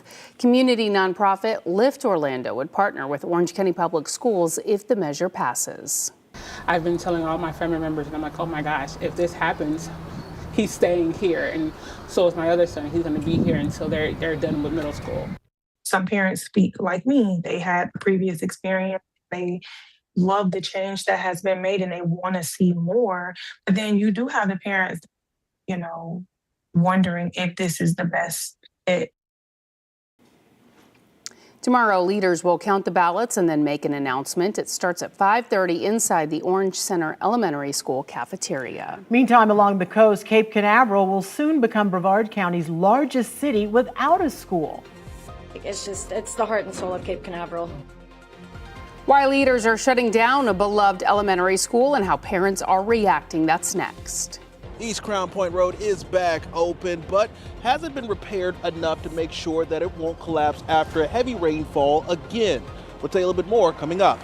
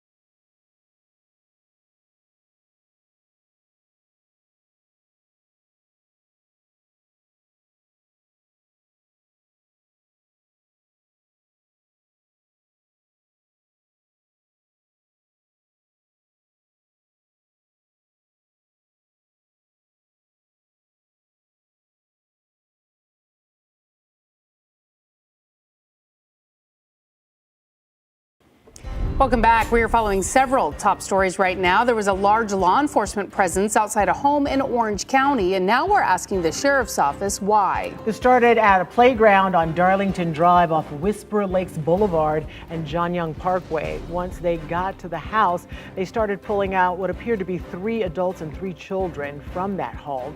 We've reached out to both the Orange County Sheriff's Office and the Florida Department of Law Enforcement for some answers. New video shows the moments DeLand police moved in to help a 13-year-old boy and a Good Samaritan who were violently attacked Tuesday morning. Police say Christopher Schwabel choked the teen waiting for his bus, then pulled a knife on the Good Samaritan who tried to step in and protect the teen. Schwabel made his first appearance today. Another one is scheduled for tomorrow. He is facing charges of aggravated assault and aggravated child abuse. Days after splashing down early after a medical issue cut their mission short, NASA's Crew 11 spoke to the media this afternoon for the first time. However, they did not reveal much information about what happened. NASA and SpaceX said that they would try to move up the next launch of 4 new crew members. Liftoff is currently targeted for mid-February. The only school in Cape Canaveral will be closing its doors. We were at the meeting last night when Brevard school leaders decided to close Cape View Elementary at the end of the school year. News 6's Mark Lehman has reaction. Parents we spoke with are devastated and were hoping to see their children at this school for years to come. They call Cape View Elementary the heart and soul of the community, but the district says it can't afford to keep it open. It's the heart and soul of Cape Canaveral. Parents telling us they're devastated after the Brevard County School Board voted Tuesday night to close Cape View Elementary. The decision leaving questions about transitioning to a new school. I'm just worried about how my son's going to adapt to the change because my son doesn't do change really well. He's very emotional. The closure was approved as Cape View has been operating at less than 50% capacity. The district says the reason for the drop in enrollment is an aging population and increase in short-term rentals. I look at this and, you want to govern with your heart because my heart hurts when I look at a parent who's upset, right? Board members saying the decision was unavoidable as Cape View has been losing students over the past decade and the district is overpaying to keep the school open. We are looking at spending 2 times as much on students in one school than we are in another school. You have to go, where is that? Why? That's not fair. With last night's vote, students here will transition to Roosevelt Elementary, which is about 7 miles away, a 15-minute drive in Cocoa Beach. At this point, the district hasn't said what it plans on doing with this campus when it closes in May. For now, reporting in Cape Canaveral, Mark Lehman, News 6. A similar discussion is happening in Orange County. Students could soon see the final bell at their neighborhood schools. Now, we've been telling you about this for months now. Declining enrollment is pushing the district to consider shutting down these 7 campuses you see there on your screen. News 6's Stephanie Rodriguez shares how parents will be able to share their concerns tonight. The start of this semester has been a confusing one for many Orange County parents dealing with the possibility of having their day-to-day turned upside down. There's a lot of good teachers. My son really loves his teachers, so we don't know yet. It's just a matter of time to figure out what they're doing and are they going to place the teachers in another school or what's going to kind of happen with that. OCPS has experienced a 4% drop in enrollment over the past 3 years, losing nearly 10,000 students. The decline has led the district to consider consolidating several schools. The money-saving strategy would shut down 6 elementary schools and 1 middle school. No me gustaría, la verdad, una escuela muy buena. Chickasaw Elementary mom Lorenes doesn't want to see it close. No sé ni para dónde lo reubicarían, pero... Her now 6-year-old son has been going here since he was 3, and she has no idea where he'd go next year. It does suck that the school's closing, but at the same time, what are we going to do if there's no kids to put into the school? Mom Janelle Nunez doesn't like the plan, but admits closing the schools may be the only logical way to deal with declining enrollment. There's only so much we can do if there's no kids in the neighborhood, and I'm just kind of in this situation where I got to figure out where I need to put her in now, because I just live right up the road. Stephanie Rodriguez, News 6. Both meetings scheduled tonight are at 6 o'clock. One is at Chickasaw and the other is at Eccleston Elementary School. The district will hold a workshop on the plan next Tuesday. Despite President Trump's push for nationwide regulations on artificial intelligence, Florida lawmakers are moving forward with their own proposed bill, an AI Bill of Rights. Today, a Senate committee unanimously passed a bill that includes establishing a right for parents to control children's interactions with AI. The measure also says people have a right to know if they are communicating with a human or an AI system and whether political advertisements were created with AI. State Senator Tom Leek is the bill's sponsor. There are chatbots that provide therapy, right? This is just the folks that this bill is trying to protect are too vulnerable to the suggestions of a computer that is pretending to be a human. You can't wait to protect those folks. The bill needs to clear one more Senate committee before it could go to the full Senate. The Computer and Communications Industry Association sent a letter to the Senate opposing the bill, saying AI-related laws should be made at the federal level. This week on our brand new Politically Motivated podcast, we're taking you inside the Florida legislature, breaking down power, policy, and how it impacts you. You have a lot of people that are far to the left who don't trust, big pharma, don't trust, putting all that into their kids. And then you go to the right and it's like, we don't trust the government. It's interesting because, this is a political issue, but we also understand that vaccine skepticism is, like you said, largely based on people's values. We talk about Black communities who historically have not trusted, doctors and, like you said, Western medicine or medicine at all after the Tuskegee experiments. Chris Heath and News 6 Morning's anchor Lauren Melendez tackled the state's controversial proposal to change mandatory vaccines, plus tax dollars used or abused, Florida lawmakers pushing for property tax relief, and what's being done about a glaring report uncovering millions in overspending for school vouchers. You can watch it at 8:30 in the morning on Wednesdays on News 6 Plus. Another Central Florida city is taking a closer look at e-bikes. City leaders in Deltona have voted in favor of some new restrictions. The ordinance passed a first reading last night. It would ban anyone under 16 years old from riding an e-bike. Speeds would be capped at 15 miles an hour, and it prohibits teens from riding on sidewalks if a bike lane is available. High-powered e-bikes would be banned from sidewalks entirely, and riders would also have to stop for school buses just like cars. Now, city staff is now being asked to fine-tune the language before a final vote. E-bikes have been a hot topic in Central Florida lately. Last week, Sumter County school leaders approved new rules banning students from using the powered portion of their e-bikes or scooters on campus. In Seminole County, police in Oviedo cited 9 students at Jackson Heights Middle School earlier this month during a special enforcement effort.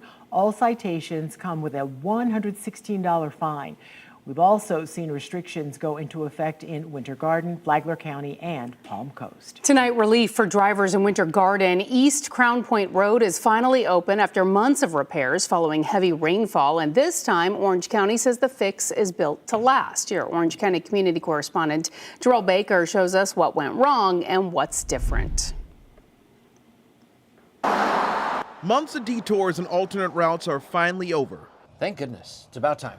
Drivers can once again use East Crown Point Road, including Stacy Radford, who lives nearby. We're very excited that it's opening up. The roadway had been shut down since heavy rains in October soaked and damaged pipes beneath the roadway, pipes that had been repaired just 6 months earlier. It has definitely blocked access to our closest grocery store. But many like Rick Tischler are happy the roadway is back, but hope it doesn't collapse a third time. Hopefully this time is the last, and they've actually done it right this time. The first time the roadway collapsed after heavy rains from Hurricane Milton in 2024 caused sediment from State Road 429 to clog pipes under the roadway, according to Daryl Moody with Orange County Public Works. Repairs that were made in 2024 are not the repairs that we just made. Moody says that this time all the water from the heavy rains in October caused pipes to fail. It's why Orange County approved an emergency $485,000 contract to replace those pipes and restore the road. Changing from that corrugated metal pipe to a concrete drainage pipe and constructing those head walls on either end are going to significantly improve the functionality and durability of that drainage structure. Moody says that the new pipes can handle more water and are less likely to clog, which is why they're confident that they won't see another washout again. I'm your Orange County community correspondent, Jarrell Baker. A woman says she gave birth to someone else's baby because of an embryo mix-up. Yeah, the lawsuit is she's now filing against a local fertility clinic, and what you need to know. That's coming up. Plus, looking for an outdoor adventure? We'll show you where you can find aerial courses, zip lines, and swinging bridges. That's next. That looks like fun. Now, we are seeing a nice warming trend. That hangs around until the weekend. But look, next week, we'll see our highs reaching only in the 60s and even in the 50s for some of us. We'll break down all the changes and take a look ahead coming up. And as we head to break, we want to remind you to check out our primetime schedule on News 6 Plus. We have a new take on the day's news on News 6 tonight. That's at 9. Then go in depth as we answer your weather questions at 9:30. And watch the late news an hour earlier. It's all tonight on News 6 Plus. Download our streaming app for free. Search WKMG in your smart TV's app store. It's also available on Roku, Apple TV, and Fire TV. This portion of the news is sponsored by Seminole Hard Rock Hotel and Casino.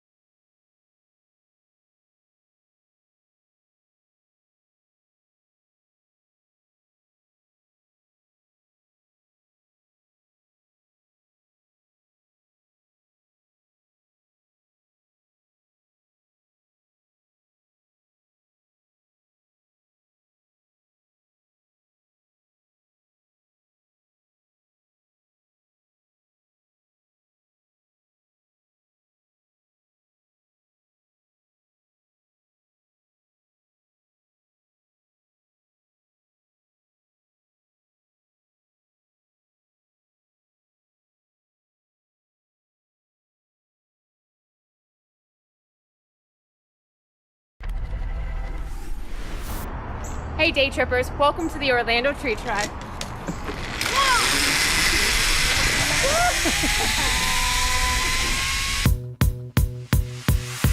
If you're looking for a thrilling family adventure just minutes away from the Disney parks, the Orlando Tree Trek Adventure Park is the place to be. Bye!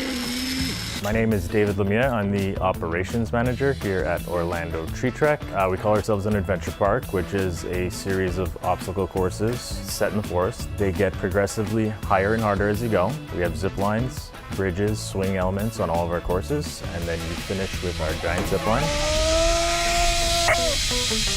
The Orlando Tree Trek opened in December 2014, and the team moved from Canada to Florida to make it happen. We used to vacation in Florida every year as a family, so it's a family park, and we wanted to do it all year long. So here's how your adventure begins. Well, you're gonna start with getting harnessed up over here, then you're gonna go through a little demonstration area. You're gonna learn your equipment. Of course, these are the actual safety equipment that's gonna hold you up when you're on the course. Line it straight up and down, just push it forward to attach.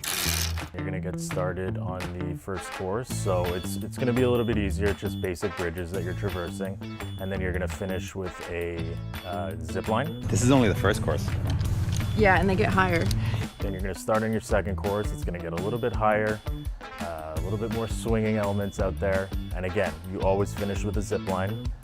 And then again, we have a third and fourth course. So it's about 3 hours to do the whole park. And yeah, pretty challenging once you get to the end. And when he says that, you better believe him, because that fourth and final check was crazy.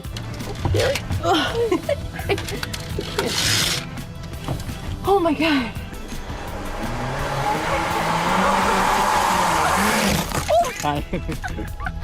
Do recommend reservations, so you can book on orlandotreetrek.com. Our first arrival time is at 8 o'clock every morning. Our website is orlandotreetrek.com. We have all these social pages, Facebook, Instagram, X, all that jazz at Orlando Tree Trek. So are you ready to take on the trees? The Orlando Tree Trek offers a fun, family-friendly adventure for all ages. That was awesome. That was so much fun!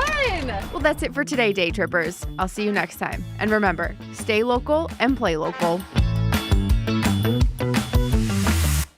Oh, that looks like a good time. Have you done that? I have done that, and this is the perfect weather to do something like that, certainly Julie. Is. Yeah. Yes, we've seen a beautiful day out there today, nice in the low 70s, not too hot, not too cold, kind of that Goldilocks weather today. But we are going to continue to see a warming trend. In fact, we're talking about the return of the 80s as we head toward the end of the week. Even I think both weekend days will warm into the 80s, but we're tracking a front, a strong front that will come through Sunday into Monday. Looks like it won't actually clear through Monday, so we will see temperatures cooling dramatically behind that. In fact, look at our temperature outlook as we take a look ahead to the next week or so. We're talking about temperatures cooler than normal, really, I think, for our entire work week next week. Of course, you can track all of those changes on our free News 6 weather app. Just search WKMG in your app store. Now, our cool down is related to that big system that is just going to bring a mess to much of the U.S. We're talking about an area of low pressure coming out of the Gulf. That will be pumping a lot of moisture to the north, a lot of cold air to the south, and that is going to create a mess. Heavy snow from Texas all the way to the mid-Atlantic, and we are talking about significant snow and ice. We're talking about some spots where you see that swath of pink could see between 12 and 18 inches of snow as we head through the weekend and into early next week. But again, just a cool down for us with a few showers Sunday into Monday. Here's what it looks like for us right now. This is our Daytona Beach sky cam, a little bit more cloud cover than we've seen the last few days. That is because of an onshore component to our winds tapping into a little more moisture. You're sitting at 63 right now in Daytona Beach with those winds coming in out of the north-northeast at 11 miles per hour. 72 in Kissimmee, 72 in Lakeland. Wildwood, you're at 70 as well in Ocala. DeLand is checking in at 65 degrees. On average, we're about 5 to 9 degrees warmer than we were yesterday at this time. And tomorrow, when we look at the temperature change over the last 24 hours, it will again be in those positive numbers. Now, here's your hour-by-hour forecast. I forgot to change the name. This is not Little Dog. This is Callie. Callie lives downtown. She loves to hang out in boxes. Callie, I'm so sorry. 69 degrees at 6 o'clock, 7 o'clock, we're looking at 66 degrees. And by 8 o'clock, we'll be at 64 degrees. Make sure to head to clickorlando.com/pins. Share your pet photos with us. We love seeing them. Here's what's happening for us right now. We have an area of high pressure over the Atlantic. That's moving away from us. We're seeing some moisture and some cloud cover streaming in both from the Atlantic as well as the Gulf in the mid and upper levels of the atmosphere. So that means we're seeing a little more cloud cover. Our cloud sun rain forecast as we take you through the rest of our Wednesday. Notice with those low level winds coming in out of the east, that will bring some more clouds on shore for us. A few isolated showers possible as well.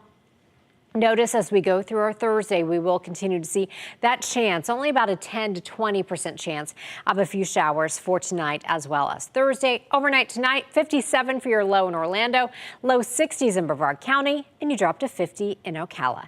7-day forecast shaping up like this. Again, rain chances at 10% for Thursday and Friday.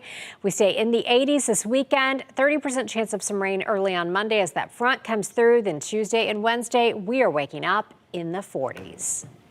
All right, Julie, thank you. Open your camera app, scan the QR code on your screen right now. Click that link. We want to see your weather pictures and videos, and they could end up on TV. You can also go to clickorlando.com/pins and upload your pictures and videos that way. A fertility clinic is accused of a major mix-up after a baby's DNA did not match either parent. Who else could be affected and what a new lawsuit is demanding? That's next as we take a live look at Mount Dora. You're watching News 6. We'll be right back.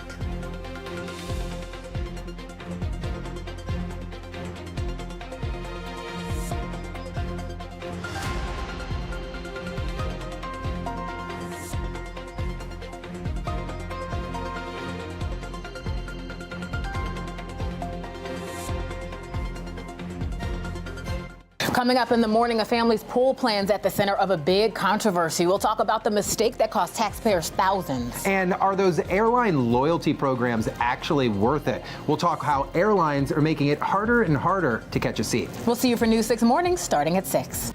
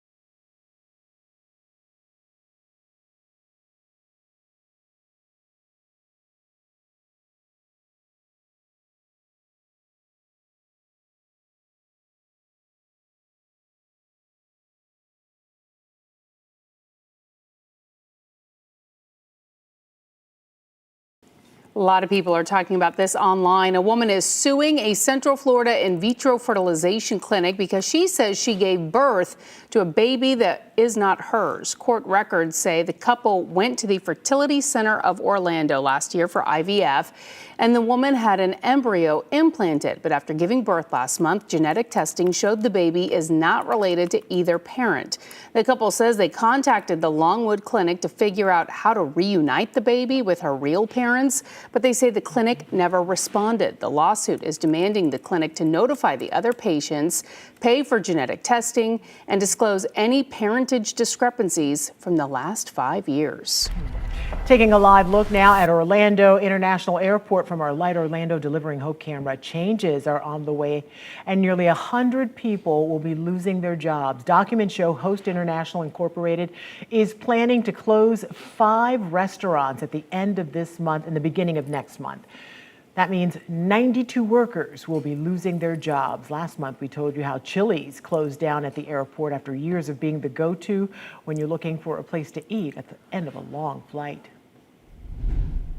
Volusia County leaders decided they were not ready to rule on backyard chickens just yet, and they are pushing the decision further down the road. The council voted yesterday to send the proposed changes to the Planning and Land Development Regulation Commission. That means the final vote will happen later. The big question, should people be able to keep chickens on smaller lots, and could the permit requirement be dropped? Supporters say it's about family, food, and companionship, while leaders want to focus on coop cleanliness and nuisance rules.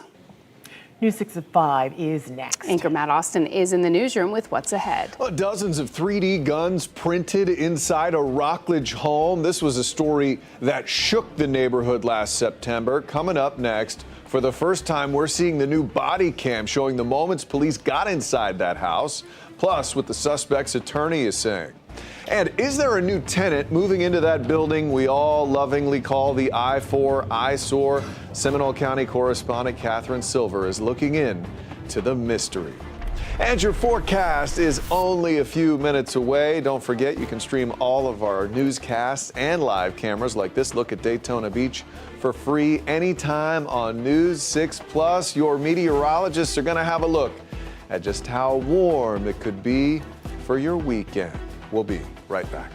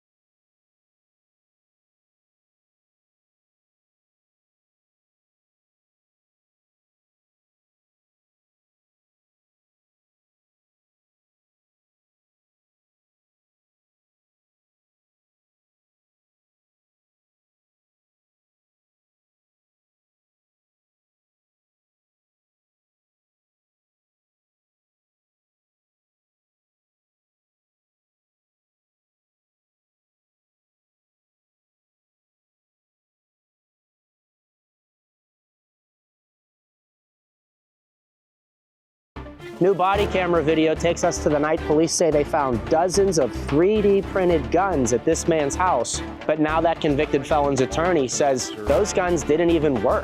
I'll tell you why he wants his client's charges dropped. Plus, dramatic new video showing the moments police rush in to help a teen and a good Samaritan who they say were assaulted by a stranger.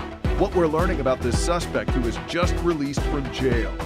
Just to say it up front, we are not going to be identifying the crew member or talking through the differential or any of the details of the medical situation. Thank you so much for respecting our privacy. The update or lack thereof from NASA's Crew 11 after their early return from the ISS. You're watching News 6 at 5. Well, new at 5, for the first time, we're hearing the other side of a story that scared some neighbors in Brevard County. Police told us about a convicted felon who was 3D printing guns inside his house. Tonight, your Rockledge community correspondent James Sparvero gives us our first look at body camera video showing the moments police showed up to the home. She told me that she was that she's moving on herself. New body camera video shows Patrick Carmen when police said he accused his ex of stealing guns he made using a 3D printer. In September, when police went inside Carmen's house on Pennsylvania Avenue, they said they found a few dozen 3D printed guns and ammo, which Carmen, according to his arrest report, said was just a fun project he was working on. I want to introduce you now to the man defending Patrick Carmen. This is attorney Jason Downs. So Jason, you wanted to talk to me because you think your client's been portrayed unfairly?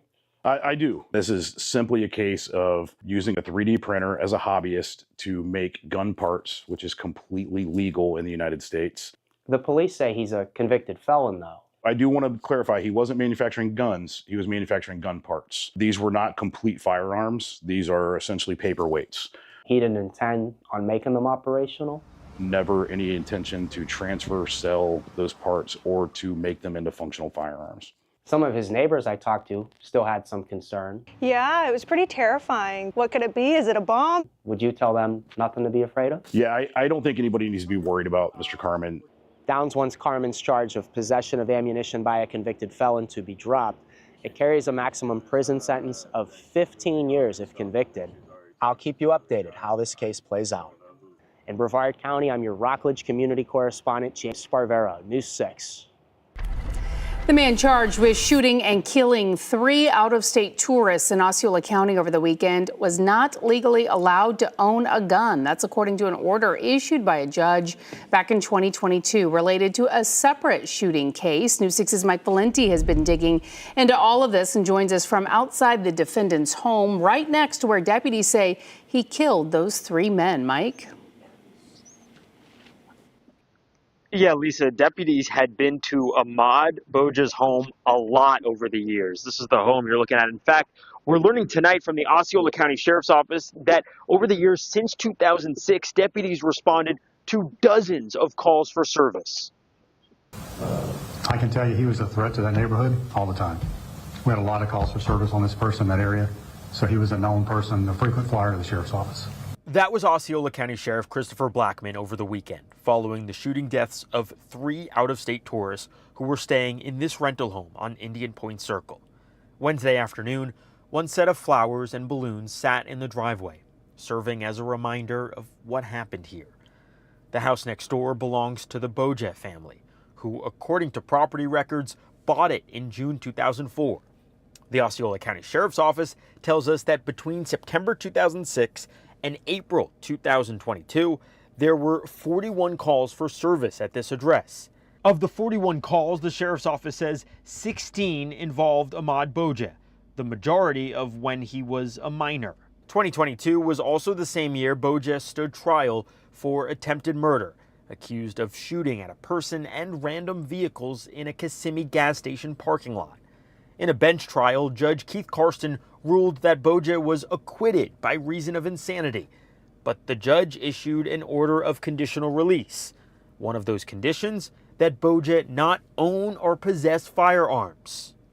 Another condition the judge outlined here says, quote, the defendant shall continue with all mental health intervention provided by Park Place Behavioral Mental Health Facility. So what I'm going to try to do now is call the mental health specialist to see if they could give us any insight. Hi there, this is Mike Valenti with News 6. Park Place later sent us an email saying the facility could not discuss specific cases, but assured it would cooperate with law enforcement as the investigation continues. In a status update from Park Place dated August 8, 2023, a mental health specialist wrote that Boja was compliant with taking his medication as prescribed and did not miss appointments. She added that he got a job at McDonald's and was happy with it. Back here live outside the family home. Now, as part of that order of conditional release, Boja still had competency hearings that he had to attend. In fact, he had one scheduled for this coming April. We're also getting our first look tonight at the arrest warrant for Ahmaud Boja. In it, deputies say they recovered 2 pistols under Boja's bed. But it's not clear, again, how he obtained those weapons because as part of that order of conditional release, he was not legally permitted to own any firearms. We're live outside Ahmaud Boja's home tonight. I'm Mike Valenti, News 6. Yeah, and Mike, to your point, this was someone deputies were familiar with, and he's, going to be continuing to report on that for us. You can look more into his past at clickorlando.com. All right, let's take a live look over downtown Orlando from our Light Orlando camera. You can see we have some clouds out there, but really nice, comfortable day outside. Let's get you over to meteorologist Jonathan Kegas. Yeah, guys, gorgeous outside today. Temperatures as expected back in the low to mid 70s. We're still hanging around 70 degrees just after 5 o'clock this evening. 70 in Orlando, Oviedo. Good evening. We are at 68, hanging around 70 in Cocoa Beach and in Palm Bay. Right around 70 in Wildwood and Bushnell tonight. Popular number. Now, the rest of the evening tonight, we're just going to dip down into the 40s and low 50s again. We're going to start things off for the most part into the mid 50s, back to around 70 by 10 o'clock, and then we're going to jump right back into the mid to even upper 70s as we continue our warm up right on through the start of your weekend. The breeze has also backed off a little bit. Every now and then, a little gusty along the coast. We've shifted it back off of the Atlantic, and that's one of the reasons why we are on the warmer side going forward. Rain chances on the lower side, but they do increase a little bit for part of the weekend. We'll talk about that part of your forecast coming up at about 5:17, guys. All right, Jonathan, thank you. New video shows DeLand police rushing to the aid of a 13-year-old boy and a Good Samaritan who were violently attacked. Police say Christopher Schwabel suddenly choked the teen who was waiting for his school bus, then pulled a knife on the Good Samaritan who tried to step in. It happened at the school bus stop on Spring Garden Avenue near Clear Lake Drive early yesterday morning. Your Volusia County community correspondent Molly Reed was in court today for the suspect's first appearance and spoke with the boy's family. Christopher Schwabel is not going anywhere from the Volusia County Jail here, at least not yet. He was scheduled to have his first appearance here today, but the judge said that he was having serious behavioral issues when they were trying to bring him out. So the court decided to push his first appearance back another day to try to give him another chance to cooperate. Very thankful for the guy that was able to help him out before we were able to get out there. Fernice Fertil says her 13-year-old brother was waiting for his school bus Tuesday morning on Spring Garden Avenue when he was randomly attacked by a homeless man, later identified as 36-year-old Schwabel. I see this guy walking down the street. This guy right here? Yeah, walking down the sidewalk, and then he approaches me and starts saying some stuff that I didn't understand, and he grabbed me and pulled his knife out. The Land Police body camera video shows the boy recounting the terrifying moment. He tried hitting me, punching me a bunch. Police say this video also shows the Good Samaritan who rushed to help. The man telling officers he saw Schwabel attacking the teen quickly made a U-turn, pulled over, and jumped out to help. The teen ran away to safety, but Schwabel pulled the knife out on the man, too. He has a big knife. He had a big knife? He's got a knife. Where's the where? I don't know. The man telling officers he hit Schwabel with his toolbox and held him until they got there. I'll let you guys hit from here. Don't move, man. Got it? Which pocket is the knife in? It's in my right pocket. Fertil says her little brother thankfully was not hurt, but he won't be riding the bus anytime soon. He's Feeling a little better, probably a little bit paranoid, because it was unprovoked. The Schwabel had only been out of jail here for a week before this attack. He was being held here until last week on charges for exposing himself and having drug paraphernalia, but prosecutors in that case decided to drop those charges. The judge will try again here on Thursday for the first appearance on the charges from the attack. I'm your Volusia County community correspondent Molly Reed, News 6. Well, a study out this month is showing that parts of Florida's Atlantic coast has $1 billion a year sargassum problem. That's according to researchers at the Woods Hole Oceanographic Institution and the University of Rhode Island. Now, researchers say when that stinky seaweed washes up on our beaches in the summer, tourism, recreation, fisheries all take a hit, especially in southeast Florida. Researchers also found sargassum seasons are starting earlier and lasting longer. NOAA's latest sargassum outlook is already predicting a major year, with some of the seaweed already washing up on beaches in Mexico. Crew 11 back on Earth after cutting the mission short. Today, we heard from NASA for the first time since their return. Next at 5, the update on the medical issue that brought them back to Earth. Plus, the Rays are closer to officially playing in Tampa, the new deal they made with a Hillsborough County college for a ballpark. This portion of the news is sponsored by Launch Credit Union.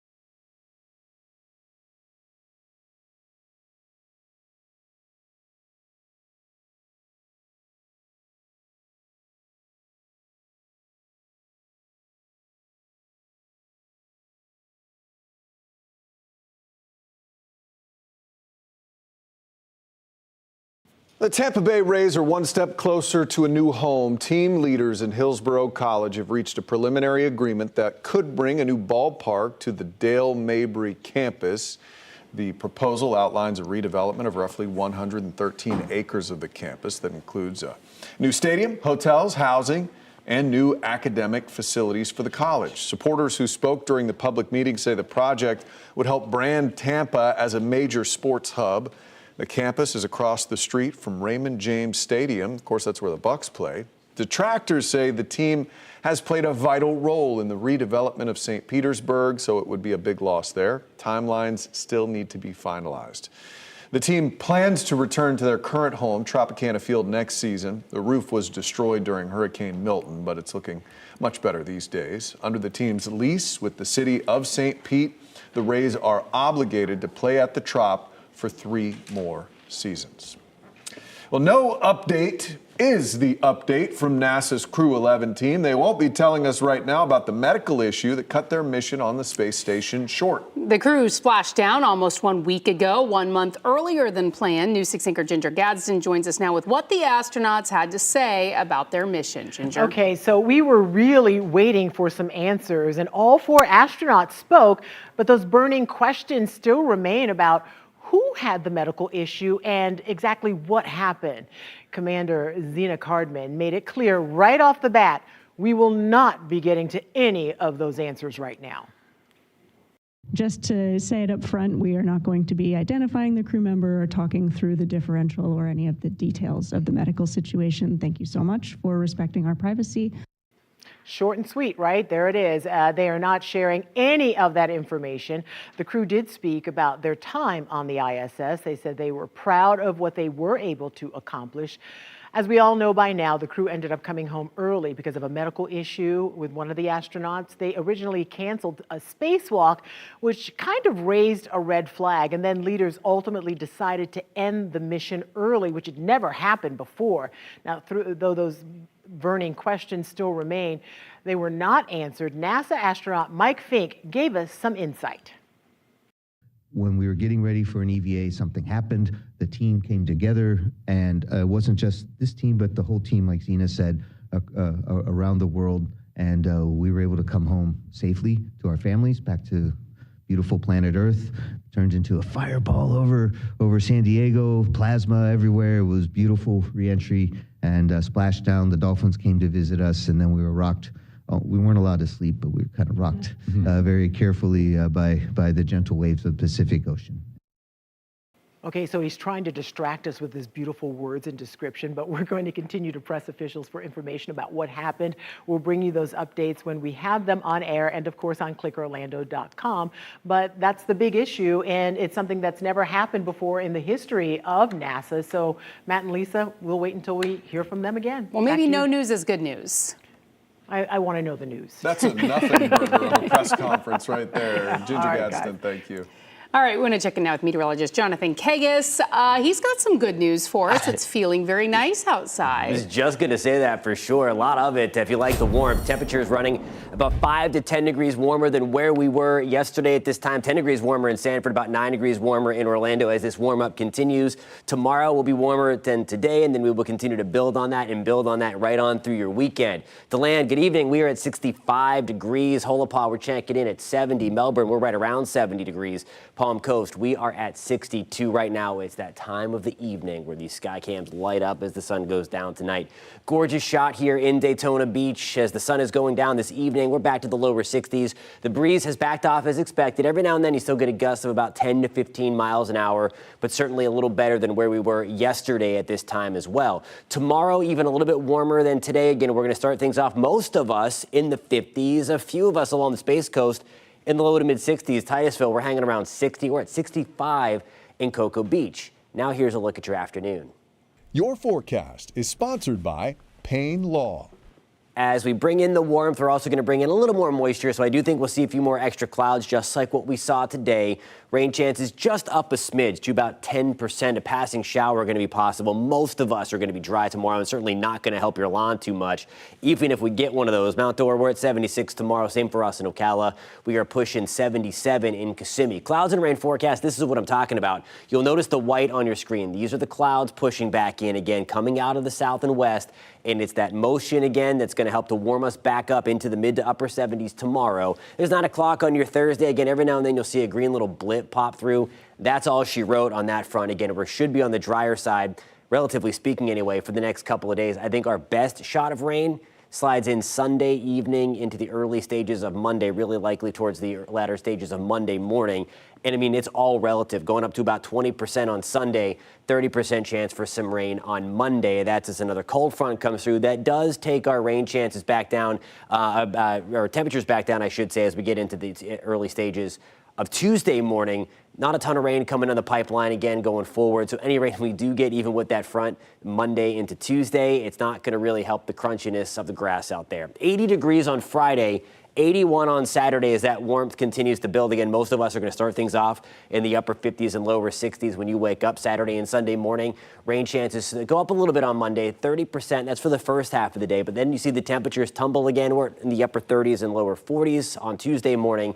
High skies only staying in the upper 50s and low 60s on Tuesday. All right, Jonathan, thank you. Much more coming up on News 6 at 5. Including new rules for buying a car. Up next, News 6's Donovan Myrie is breaking down the prices you can expect and how you can negotiate a better deal. Your Wednesday evening traffic alert. We've got good weather, means we're going to ramp up some construction. You'll see those lane closures along the Florida Turnpike overnight in Osceola County down by 192. Then east and westbound lane closures on 528. This is closer towards Goldenrod and Narcoossee. A lot of construction, but this one's daytime and nighttime, so pay attention. And then I-4 out by the attractions. We'll see some lane closures and then some residential stuff out in Pine Hills Road off of Indian Hill. I'm Trooper Steve with your News 6 traffic alert. Drive safely. I'll catch you in the morning.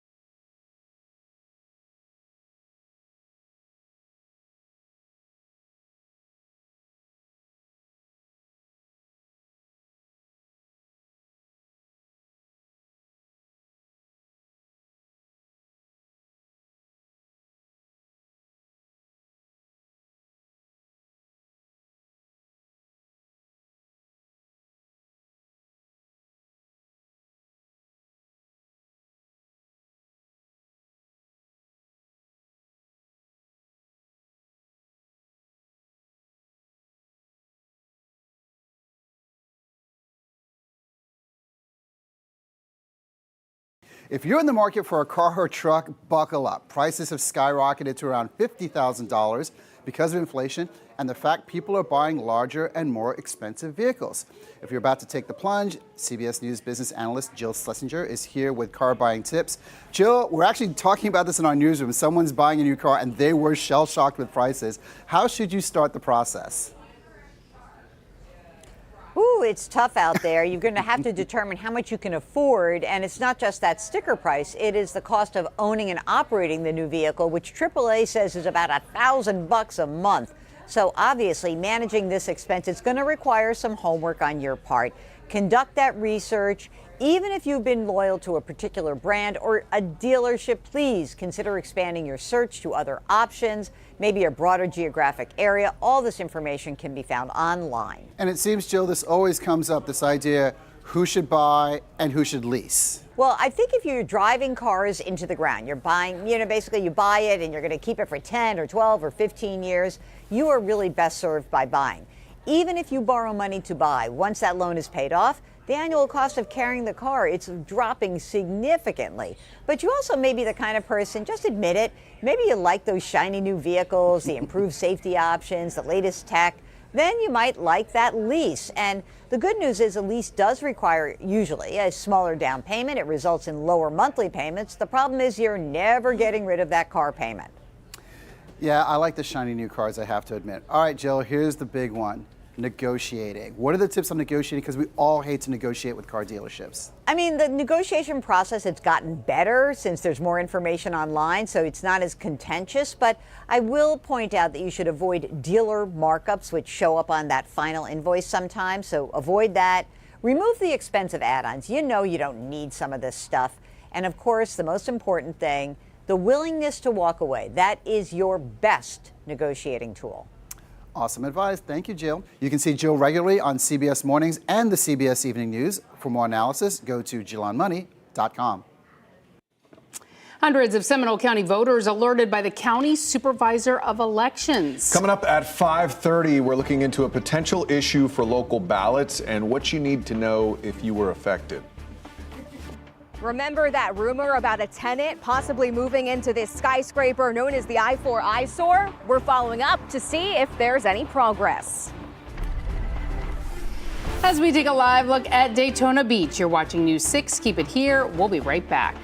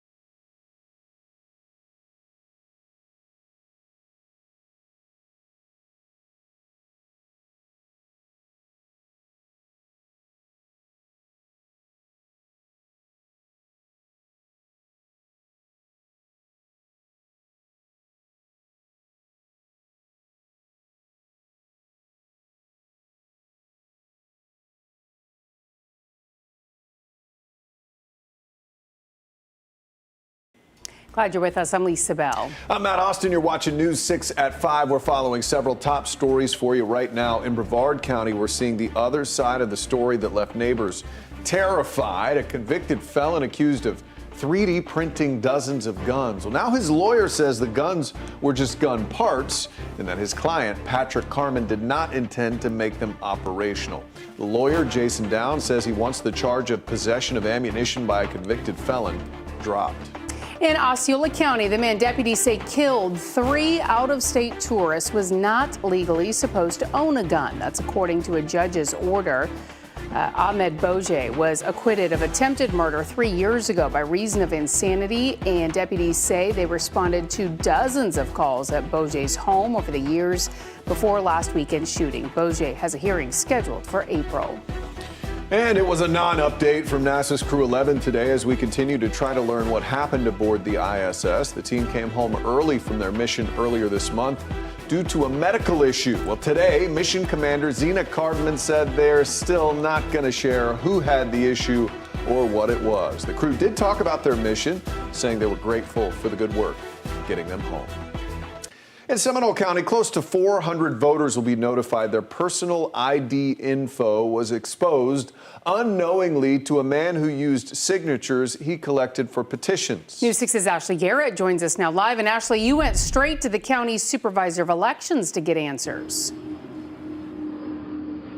I sure did. And, you know, those voters are actually being made aware of the situation by way of a letter in the mail. Now, this is an issue that stems from the 2024 general election, and it actually led to an arrest in August of 2025. I'll walk you through the case. So this case, it actually involves a paid petition circulator with Smart and Safe Florida. For those who don't know, that group supports the legalization of marijuana for recreational use. The name of the paid petition circulator is not being released. But according to the supervisor of elections office, that person has since been released from their paid petition circulator duties with Smart and Safe Florida. The now former petition circulator is accused of illegally using the personal ID info for petition signatures. This same individual is said to have collected signatures of 378 voters right here in Seminole County. He reportedly used some names illegally that he collected and used them as signatures for the proposed Florida Constitutional Amendment 3 during the general election in 2024. Well, that push, just to give you some background, was basically an initiative by the Smart and Safe Florida to allow the recreational use of marijuana. But there's even more to today's story. The Seminole County Supervisor of Elections Office recently learned the same person also used petition signatures in 2025 for the proposed 2026 Florida marijuana legalization plan that was sponsored by the same group, Smart and Safe Florida. Now, we're learning it was while getting ready for an upcoming audit that the elections office in Seminole County found petitions were submitted here that were collected by this circulator. Supervisor of Elections Amy Pinnock explains the possible concern tonight. Their information has been exposed to someone arrested for unlawful use of someone else's personal identifying information through the petition collection process. We don't know if their information has been used unlawfully or not, but we want to make them aware so that they can watch their credit reports, their bank accounts, their credit card statements, anything that might, have an implication on their personal life that would use your personal identifying information. We want them to be aware so that they can watch and make sure that they don't have anything happen. And Pinnock reassures her voters there's no guarantee anything has happened negatively with her voters' ID info that was exposed. She says she really just wants to be transparent with her community.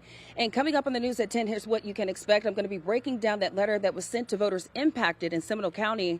You can expect that as you watch WKMG. But for now, we'll send things back to you in the studio live in Seminole County. I'm Ashley Garrett for News 6.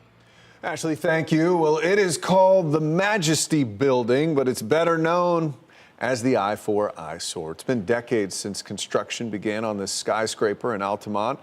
This summer, there were rumors a tenant was interested in maybe moving in this thing. Your Seminole County community correspondent, Catherine Silver, is following up in the new year to see if there's any progress. Just like the building, it appears whispers about the first tenant moving into the first floor of the Majesty building have gone quiet. Does that surprise you? It doesn't surprise me, but it would be nice if they actually finished that. Better known as the I-4 eyesore, you can't miss the local landmark in Altamont. But a lack of progress over more than 2 decades have made the building more of a punchline than anything else. The most economic activity is generated is an image for socks and memes. This is from June when the city manager told us that someone had called and showed interest in possibly moving into the first floor. Since then, the city tells me it's been crickets. People we spoke with on Wednesday certainly were interested in what could come of this building one day, even if moving day is still as far away as they think. It'd be great for businesses. I think it'd be a great location. I just know it's been up there for, I want to say about since my entire life I've been living here. Construction on this building started in the early 2000s, before the September 11th attacks, the rise of Facebook, the first iPhone, a financial crisis, and a global pandemic. We're paying as we go. We have no debt. The president of Super Channel Orlando, Claude Bowers, has invited our cameras in through the years. This is the front door entrance into the big rotunda. In 2018, the lights came on, but 8 years later, no one is home. Do you think it will ever be finished? Probably not. One day, maybe? I hope so. But then our joke would be gone. What else would Altamont Springs be famous for? I called Super Channel and spoke with Claude on the phone. He tells me there's not much else to say at this point. They're still working on getting the ground floor ready. There's still a lot of work ahead. In Altamont, I'm Catherine Silver, News 6. Despite a push by President Trump for nationwide regulations, a proposed state artificial intelligence Bill of Rights started moving forward today in the Florida Senate. The Senate Commerce and Tourism Committee unanimously backed the bill that includes establishing a right for parents to control children's interactions with artificial intelligence. The bill also says people have a right to know when they are communicating with a human or an AI system or chatbot, and whether political advertisements were created with the use of AI. The bill embraces the opportunities that come from AI while also drawing very clear lines to protect our privacy, protect our dignity, and to protect basic fairness for Floridians. The bill needs to clear one more Senate committee before it could go to the full Senate. Last week, the Computer and Communications Industry Association sent a letter to the Senate opposing the bill, saying AI-related laws should be made at the federal level. President Trump canceling planned tariffs over Greenland. This comes as he arrives in Davos, Switzerland, to meet with world leaders and deliver a highly anticipated speech at the World Economic Forum. NATO has also agreed to framework a future Arctic deal. CBS News' Erica Brown has the latest. As President Trump flew on Marine One to the World Economic Forum in Davos, Switzerland, this message of protest saying Trump go home was carved out in the snow. While tensions remain high with European leaders over his demand to acquire Greenland, the president said Wednesday that he's ruled out the use of military force to take over the territory. I won't do that. Okay? Now everyone's saying, oh, good. That's probably the biggest statement I made, because people thought I would use force. I don't have to use force. I don't want to use force. I won't use force. Denmark rejected Trump's call for immediate negotiations to buy Greenland. But later in the day, the president said he may have a future deal with NATO instead. I'll be discussing it with this man right here. Mr. President, he's frankly more important. Trump posted on social media that the U.S. and NATO had reached the framework of a deal and added, this solution, if consummated, will be a great one for the United States of America and all NATO nations.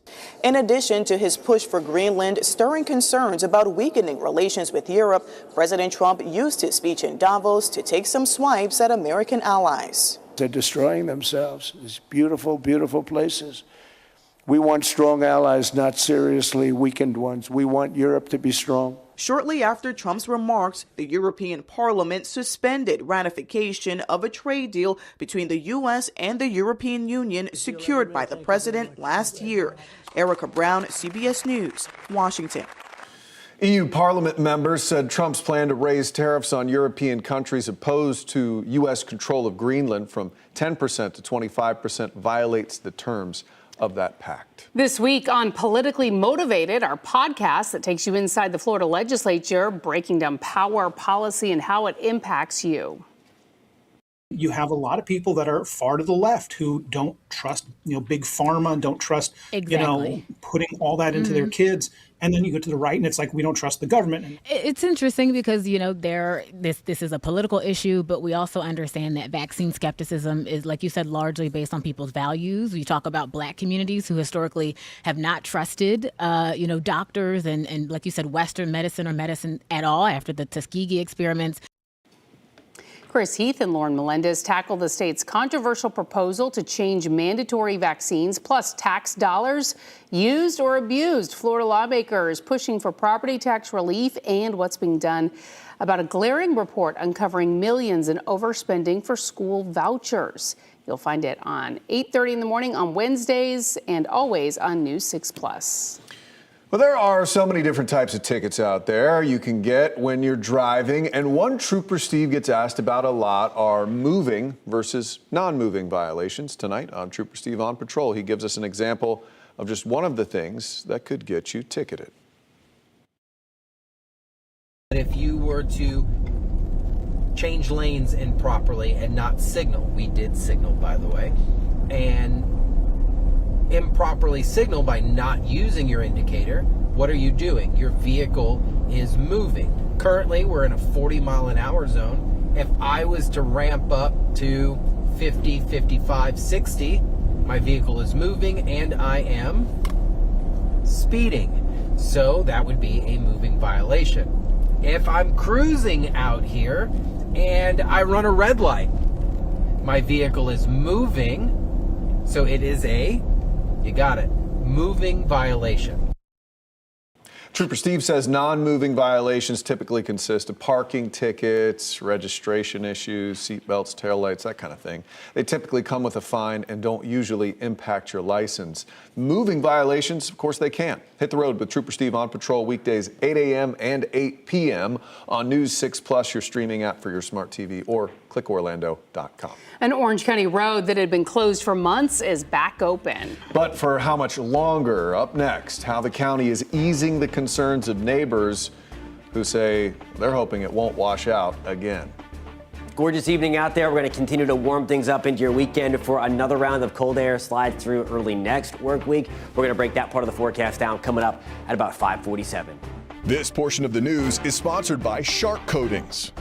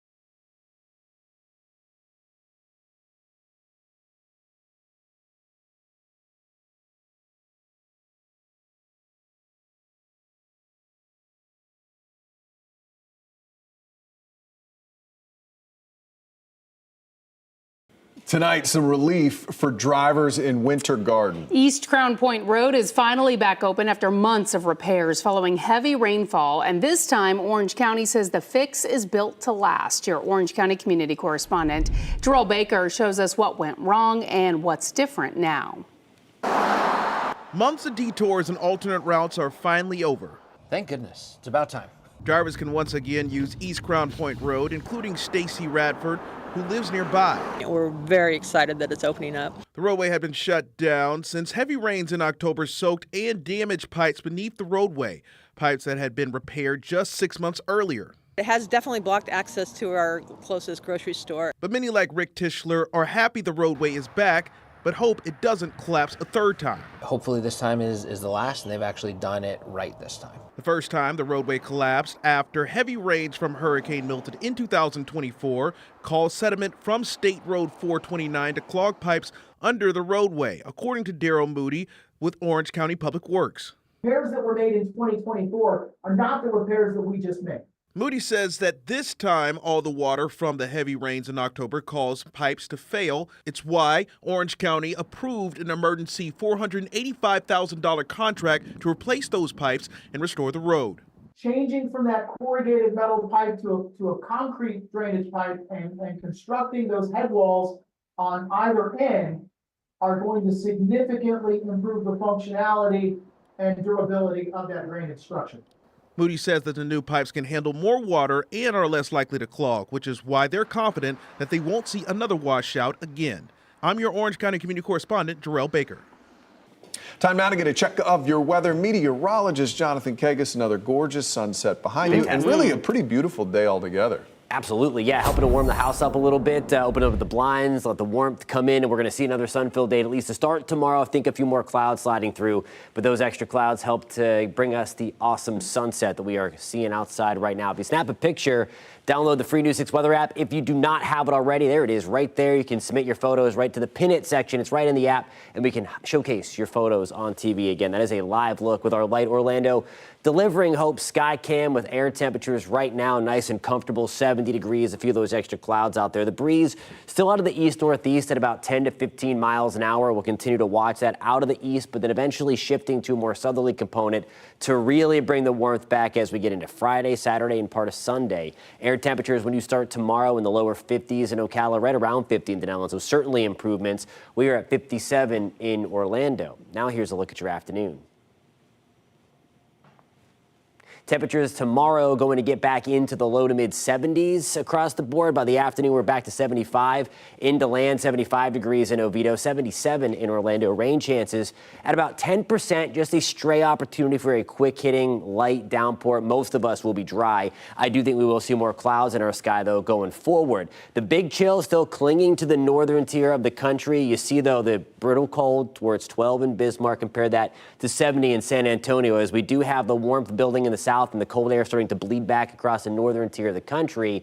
The combination of that going to go into creating a really, really big winter storm that's going to steal the headlines nationally, really starting on Friday, then going through the entirety of the weekend. We are not getting any of the winter stuff, but the pieces of it are on the board. There's that low pressure developing right off the west coast of California right now. There's another little piece. You see that green north of Seattle back towards British Columbia. The two of those pieces are going to come together to create this by the weekend. There's 2 o'clock, and you see it materialize. The pink representing the ice, the blue representing the snow, and across parts maybe north of Atlanta, especially towards the northern side of Louisiana, and then north of that, gigantic storms. So you have to fly anywhere to the northeast or even the mid-south. Make sure you're staying up to date with the forecast there, as this is going to be a high impact, maybe one of the worst winter storms that the country has seen in a couple of years. There comes a cold front for us. By the time it gets to us, just a few little rain showers.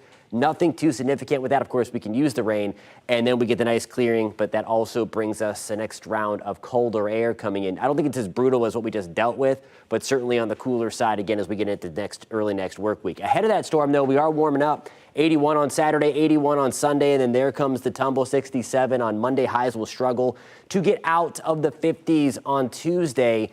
There's where we start on Tuesday morning, back into the 30s and 40s. However, again, it's not as cold, emphasis on the as. It's all relative this time of the year.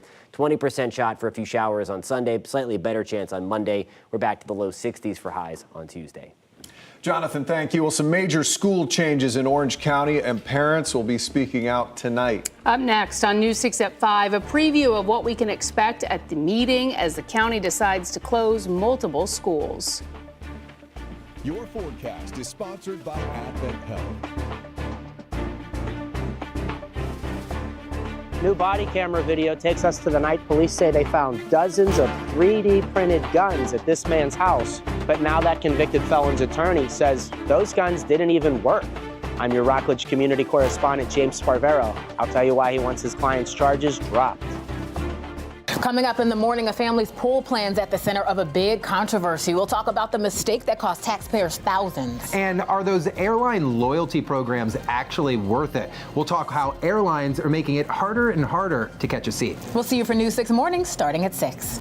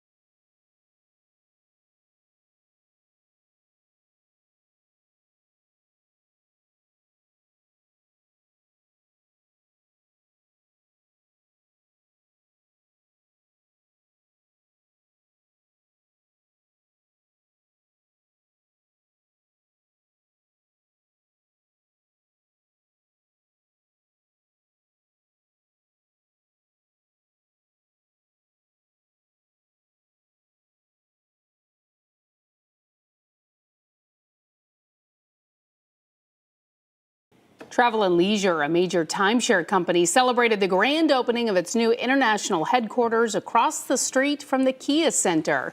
The company says the relocation will bring more than 900 employees to downtown Orlando with an additional 100 high-paying jobs. City leaders joined the company's staff to celebrate the move.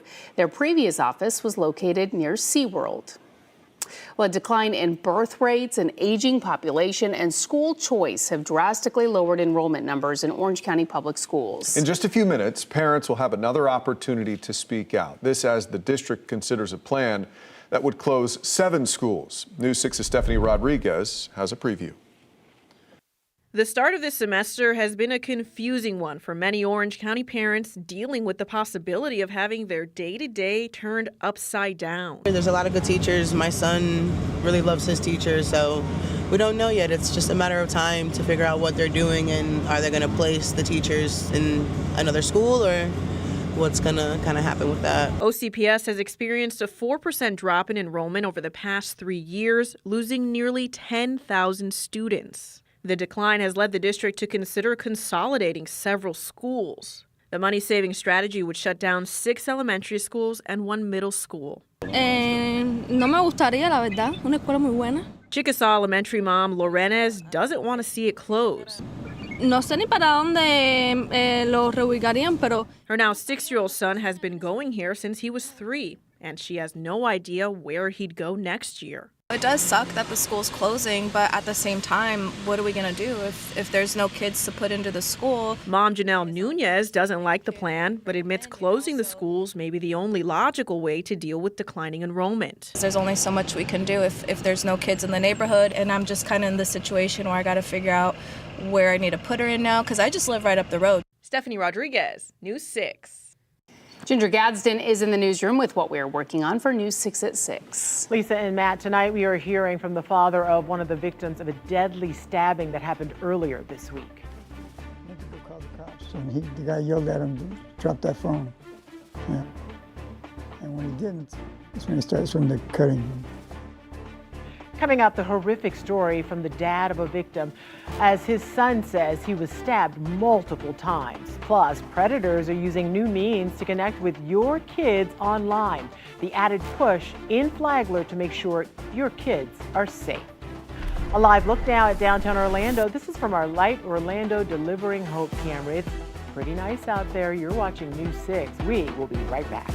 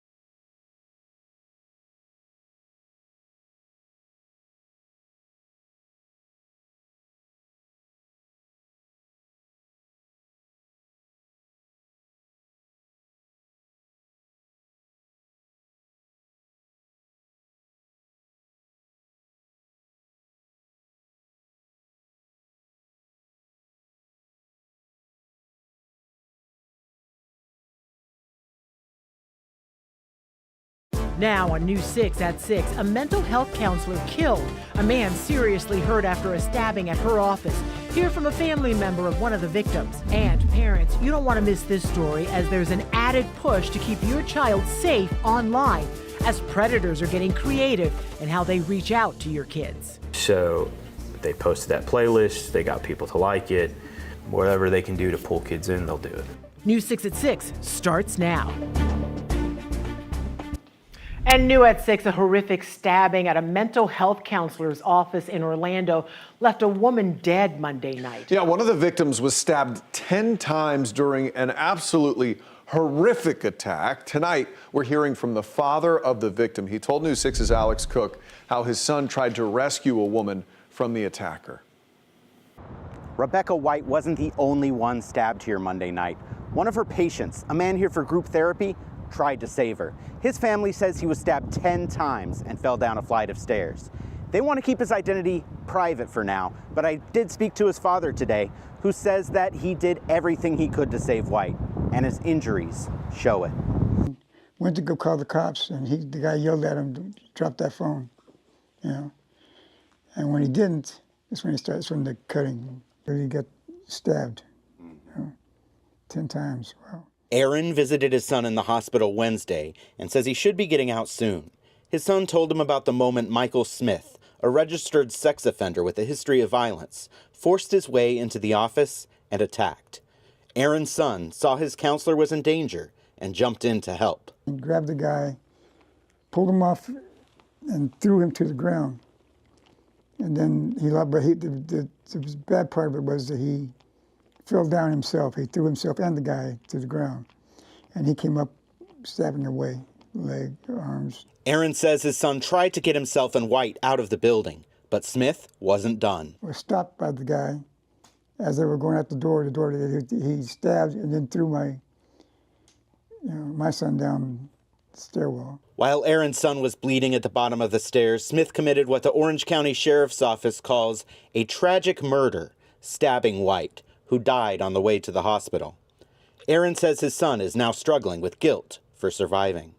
He thinks if he had turned around and ran back up the stairs, he's feeling bad because he feels that if he went back in, he might be able to do something to save Becca. He cried about it, he should have done something better. He blames himself. He says, you can't do that. Aaron's family set up a GoFundMe to help with his son's hospital bills as he recovers. You can find the link on clickorlando.com. In Orlando, Alex Cook, News 6.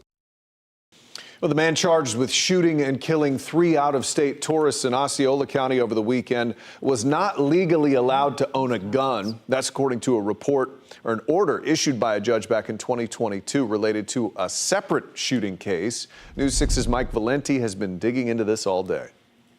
Deputies had been to Ahmaud Boja's home a lot over the years. In fact, according to the Osceola County Sheriff's Office, deputies had responded to dozens of calls for service dating back to 2006. I can tell you he was a threat to that neighborhood all the time.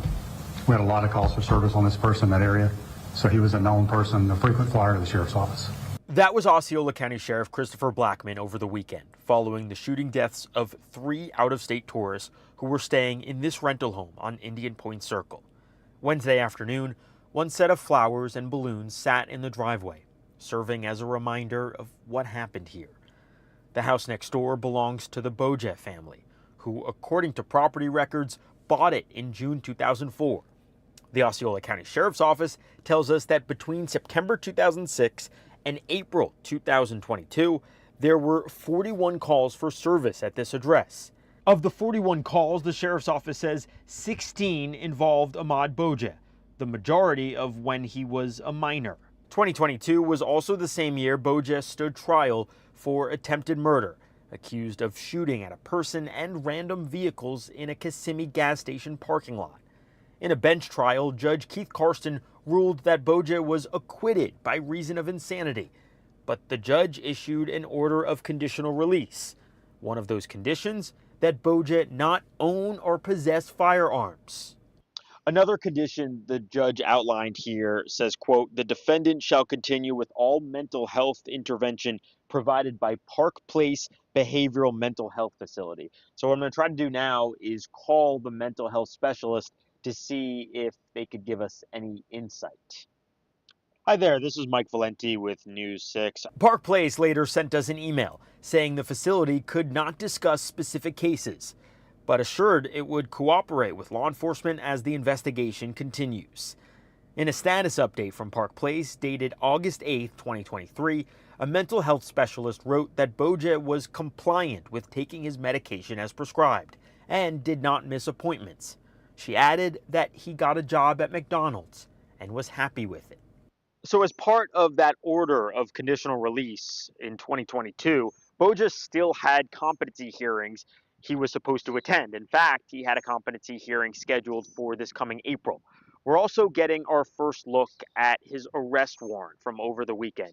In it, deputies describe recovering 2 pistols under his bed, but it's not clear how he was able to obtain those weapons because, again, he was not legally permitted to have them.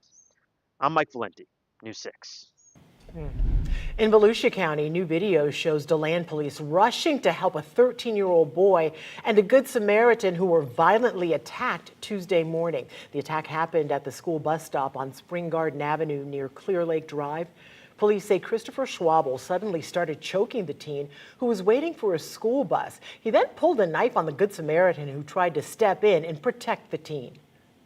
He has a big knife. He had a big knife? He's got a knife. Where's the where? I don't know. The man telling officers he saw the attack and turned around to step in. The teen says a man approached him saying stuff he didn't understand, then grabbed him and pulled out a knife. The teen's sister says he is shaken up after the attack and doesn't plan on taking the bus anytime soon. He's feeling a little better, probably a little bit paranoid, because it was unprovoked. Very thankful for the guy that was able to help him out before we were able to get out there. Yeah, police say Schwabel was only out of jail a week before this attack. He'll go before a judge tomorrow to face new charges. But tonight we're working to get answers for you about a large law enforcement presence at a playground in Orange County. News 6 was at the scene. We saw several units, including 2 Orange County sheriff's cars. There were tactical vehicles. Law enforcement telling News 6 they were serving a warrant on Darlington Drive in Orlando. We saw 3 kids and 2 adults get taken out of that house. News 6 reached out to Orange County Sheriff's Office. We're waiting to learn more about what led to this scene. Once we know more, we'll let you know on air and online. And now to a wild story. A woman is suing a Central Florida IVF clinic because she says she gave birth to a baby who was not hers. Court records show the couple went to the Fertility Center of Orlando last year for IVF. The woman had an embryo implanted, but after giving birth last month, genetic testing showed that baby is not related to either parent.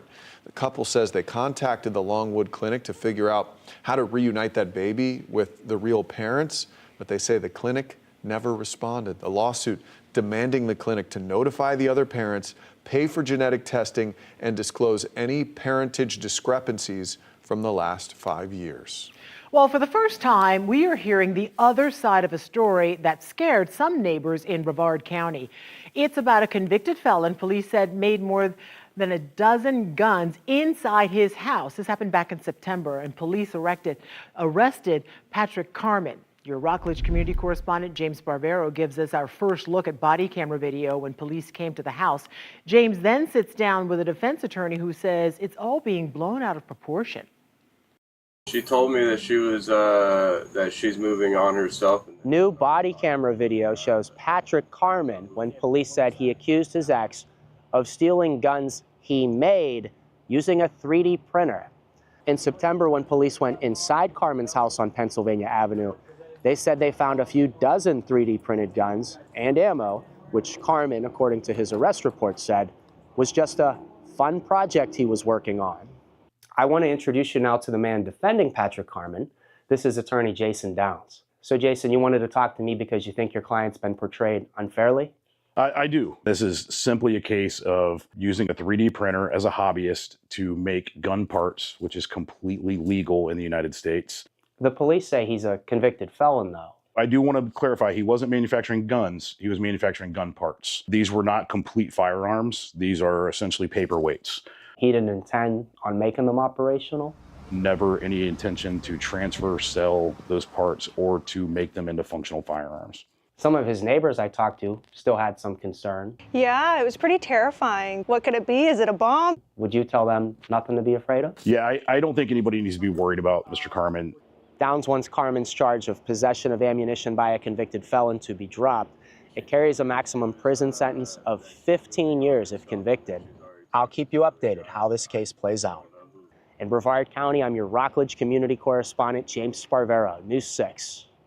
In Seminole County, nearly 400 voters will be notified their personal information may have been compromised. Investigators arrested a paid petition circulator. They say he illegally used the information of real voters without their knowledge. The names were put on the 2024 marijuana petition. The supervisor of elections is sending out letters to people whose names were on that petition. It will advise you to check your credit report for any unusual activity. Happening right now, Orange County Public Schools hearing from parents as some schools could be on the chopping block. There are two meetings that just started at Chickasaw and Eccleston Elementary School. The district says a drop in birth rates has led to a massive drop in enrollment numbers in the district. This means 6 elementary schools and 1 middle school are at risk of closing. The district is holding a workshop next Tuesday. We'll let you know what happens at tonight's meeting. Well, we have some up and down weather on the way. Yeah, we'll get a check on your forecast with meteorologist Jonathan Kegas. Yeah, we're going way up over the next couple of days, guys, right on in through your weekend before we fall off again in the temperature department. We're going to break that part of your forecast down coming up at about 6:17. This California man is now in a Central Florida jail accused of sending sexually explicit messages to a child he met on Roblox. I'm News 6 investigator Erica Bergoglio. There's a unit here at the Flagler County Sheriff's Office that's not only catching online predators, but stopping them before they even contact a child. I'll tell you how they're doing this and the biggest dangers online coming up tonight at 6. This portion of the news is sponsored by Advent Health.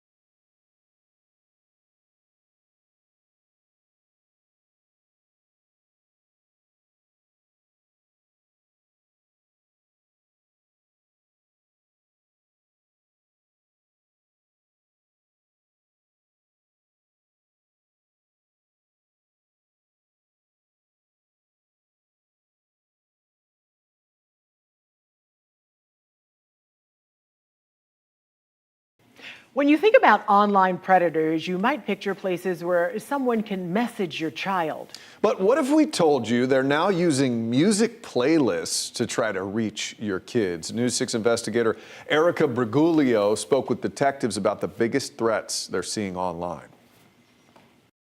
This California man is now in a Flagler County jail, accused of sending sexually explicit messages to a child he met on Roblox. The case recently cited by the state of Florida in a lawsuit against Roblox, accusing the company of not doing enough to protect kids online. The predators are not on the playground anymore. They're in our houses with our kids. Detective Lauren Broomfield with the Flagler County Sheriff's Office investigated this case. The meat and the potatoes of the case didn't happen on Roblox. It just generated. That's where it generates. So once they get them to a comfortable standpoint, they can move to, hey, give me your phone number, give me your email address. A textbook move, but criminals are changing the playbook, targeting kids on YouTube and even Spotify. They were luring mentally ill teenage girls to them through a depressed teens Spotify playlist. Wow. So they posted that playlist, they got people to like it. Whatever they can do to pull kids in, they'll do it. Detective Joe Obar is with the International Crimes Against Children Task Force in the Flagler County Sheriff's Office. The unit investigates cyber tips from internet service providers and social media platforms. Just step right up here to the front of the car. The unit received more than 580 cyber tips last year, one of them leading to the arrest of this man, a registered sex offender. 75 of those tips are now being pursued at the state or federal level. Lately, we've been getting a larger influx from Instagram and Meta programs as well as Roblox. We try to utilize some of the things that we know and some of the places we know that predators like to go. So we try to go there as well. And parents, there's also things you can do at home. If your kids are on any type of social media, look into the parental controls. I have a Roblox account. My kids' accounts are linked to it. I can see every keystroke, essentially, that they do. In this Flagler County Roblox case, the child told her parents about the messages and how they made her feel uncomfortable. They then reported it to the sheriff's office. That's why detectives stress how important it is to talk with your kids about the risks online. Erica Briguglio, News 6. Got to be extra careful out there. All right, time now for a check on your forecast. And if you stepped outside today, you noticed a huge difference in the temperature. I'll say for sure, and we are still seeing that at this hour, Ginger. About 10 degrees warmer, give or take, from where we were yesterday at this time.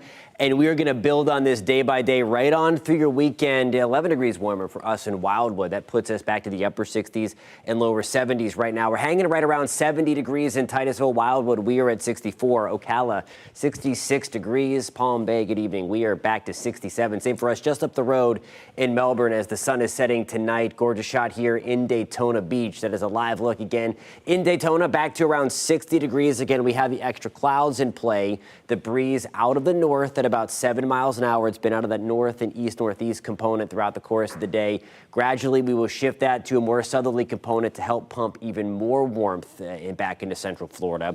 Tomorrow morning, warmer still, back to the lower 50s in Ocala. Good evening in Palm Coast. We're going to start our morning tomorrow at 54 degrees, mid-60s at the Cape. We're at 66 degrees in Mico. Now here's a look at your afternoon.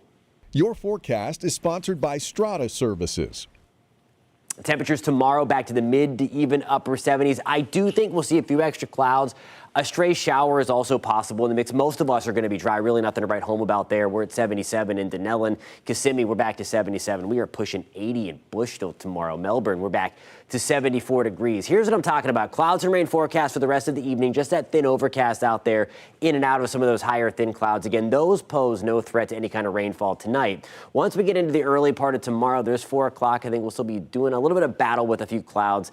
And then a stray shower, these green and blue blips that pop up. That's 7, 8 o'clock on your Thursday. Just a few stray showers. A lot of that may not even reach the ground as the air is still very dry.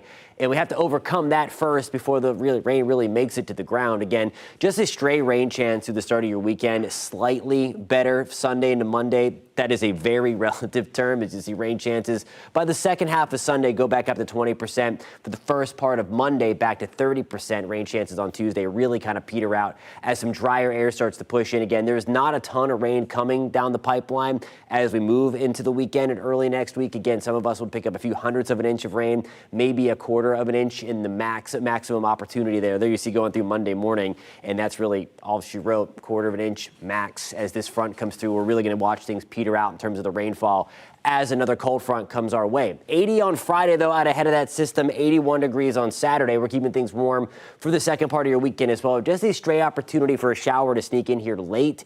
30% shot for some rain as we get into the first part of Monday.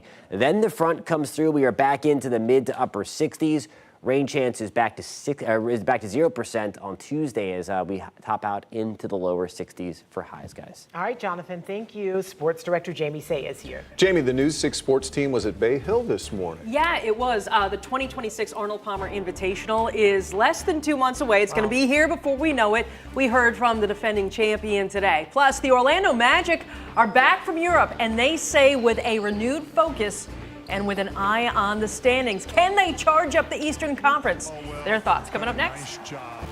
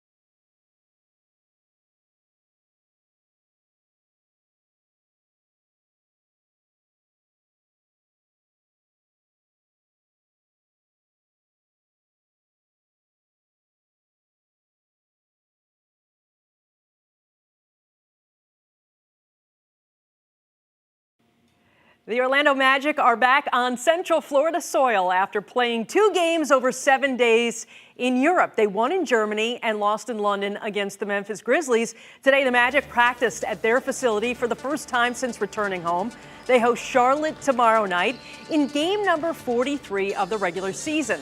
The team crossed over into the second half of their regular season schedule while they were overseas. The Magic are 23-19 at this point after experiencing injuries and inconsistency in the first half of the season. They're focused, though, on building momentum by playing better basketball. We're not where we want to be, and it's on everybody in the building to make sure that we finish out the season the right way, and yeah, I think hopefully the result of that is, stringing some wins together in a row. 39 left, the regular season. I think our guys need to start looking at it as one game at a time. I think the Berlin trip and the London trip were so big for just team and together aspect. I think that can go a long way. A lot of teams like to start taking off around this time, so this is a time where we can kind of just turn it up, try to get us some more wins and move up in the standings. At 23-19, the Magic are in 6th place in the Eastern Conference, but they do have the same record as Philadelphia, who's in 5th. And they're just a game and a half out of 3rd place in the East. So this is a really tight conference, and nothing is out of the Magic's reach at this point. They got to go earn it, though. Same goes for the PGA Tour's best players at the golf tournament that Mr. Palmer built. The countdown to Bay Hill is underway. The 2026 Arnold Palmer Invitational tees off in 6 weeks. The best of the best will be at Bay Hill March 5th through the 8th. News 6 was there today checking out the course as it gets ready for the first week of March. Not only is the Invitational one of the PGA Tour's most challenging stops, it also celebrates the enduring legacy of Arnold Palmer. He always intended for his tournament to be tough but fair. We heard from that man, reigning champion Russell Henley today, who surged to the win on the final Sunday last year. I like that. I like a tough course, and it definitely gave me a lot of confidence to come through and win a tournament like that and win a tournament that I've watched since I was a little kid. We have such an incredible opportunity each and every year here at the Arnold Palmer Invitational to make sure that his memory and his impact is something that carries on. One of the best events of the year. Again, the 2026 Arnold Palmer Invitational, March 5th through the 8th at Bay Hill Club and Lodge. UCF football fans can start counting down to the season as well. The Knights released their 2026 schedule today. They open on September 3rd at the Bounce House against Bethune-Cookman. They have 5 Big 12 home games: TCU, BYU, Baylor, Arizona State, and Iowa State. UCF will travel to Houston, Oklahoma State, Kansas, and Colorado. Back to you guys. All right, Jamie, thank you very much. We have more news for you coming up at 9 o'clock on clickorlando.com and the News 6 Plus streaming app. Until then, have a good night. Bye.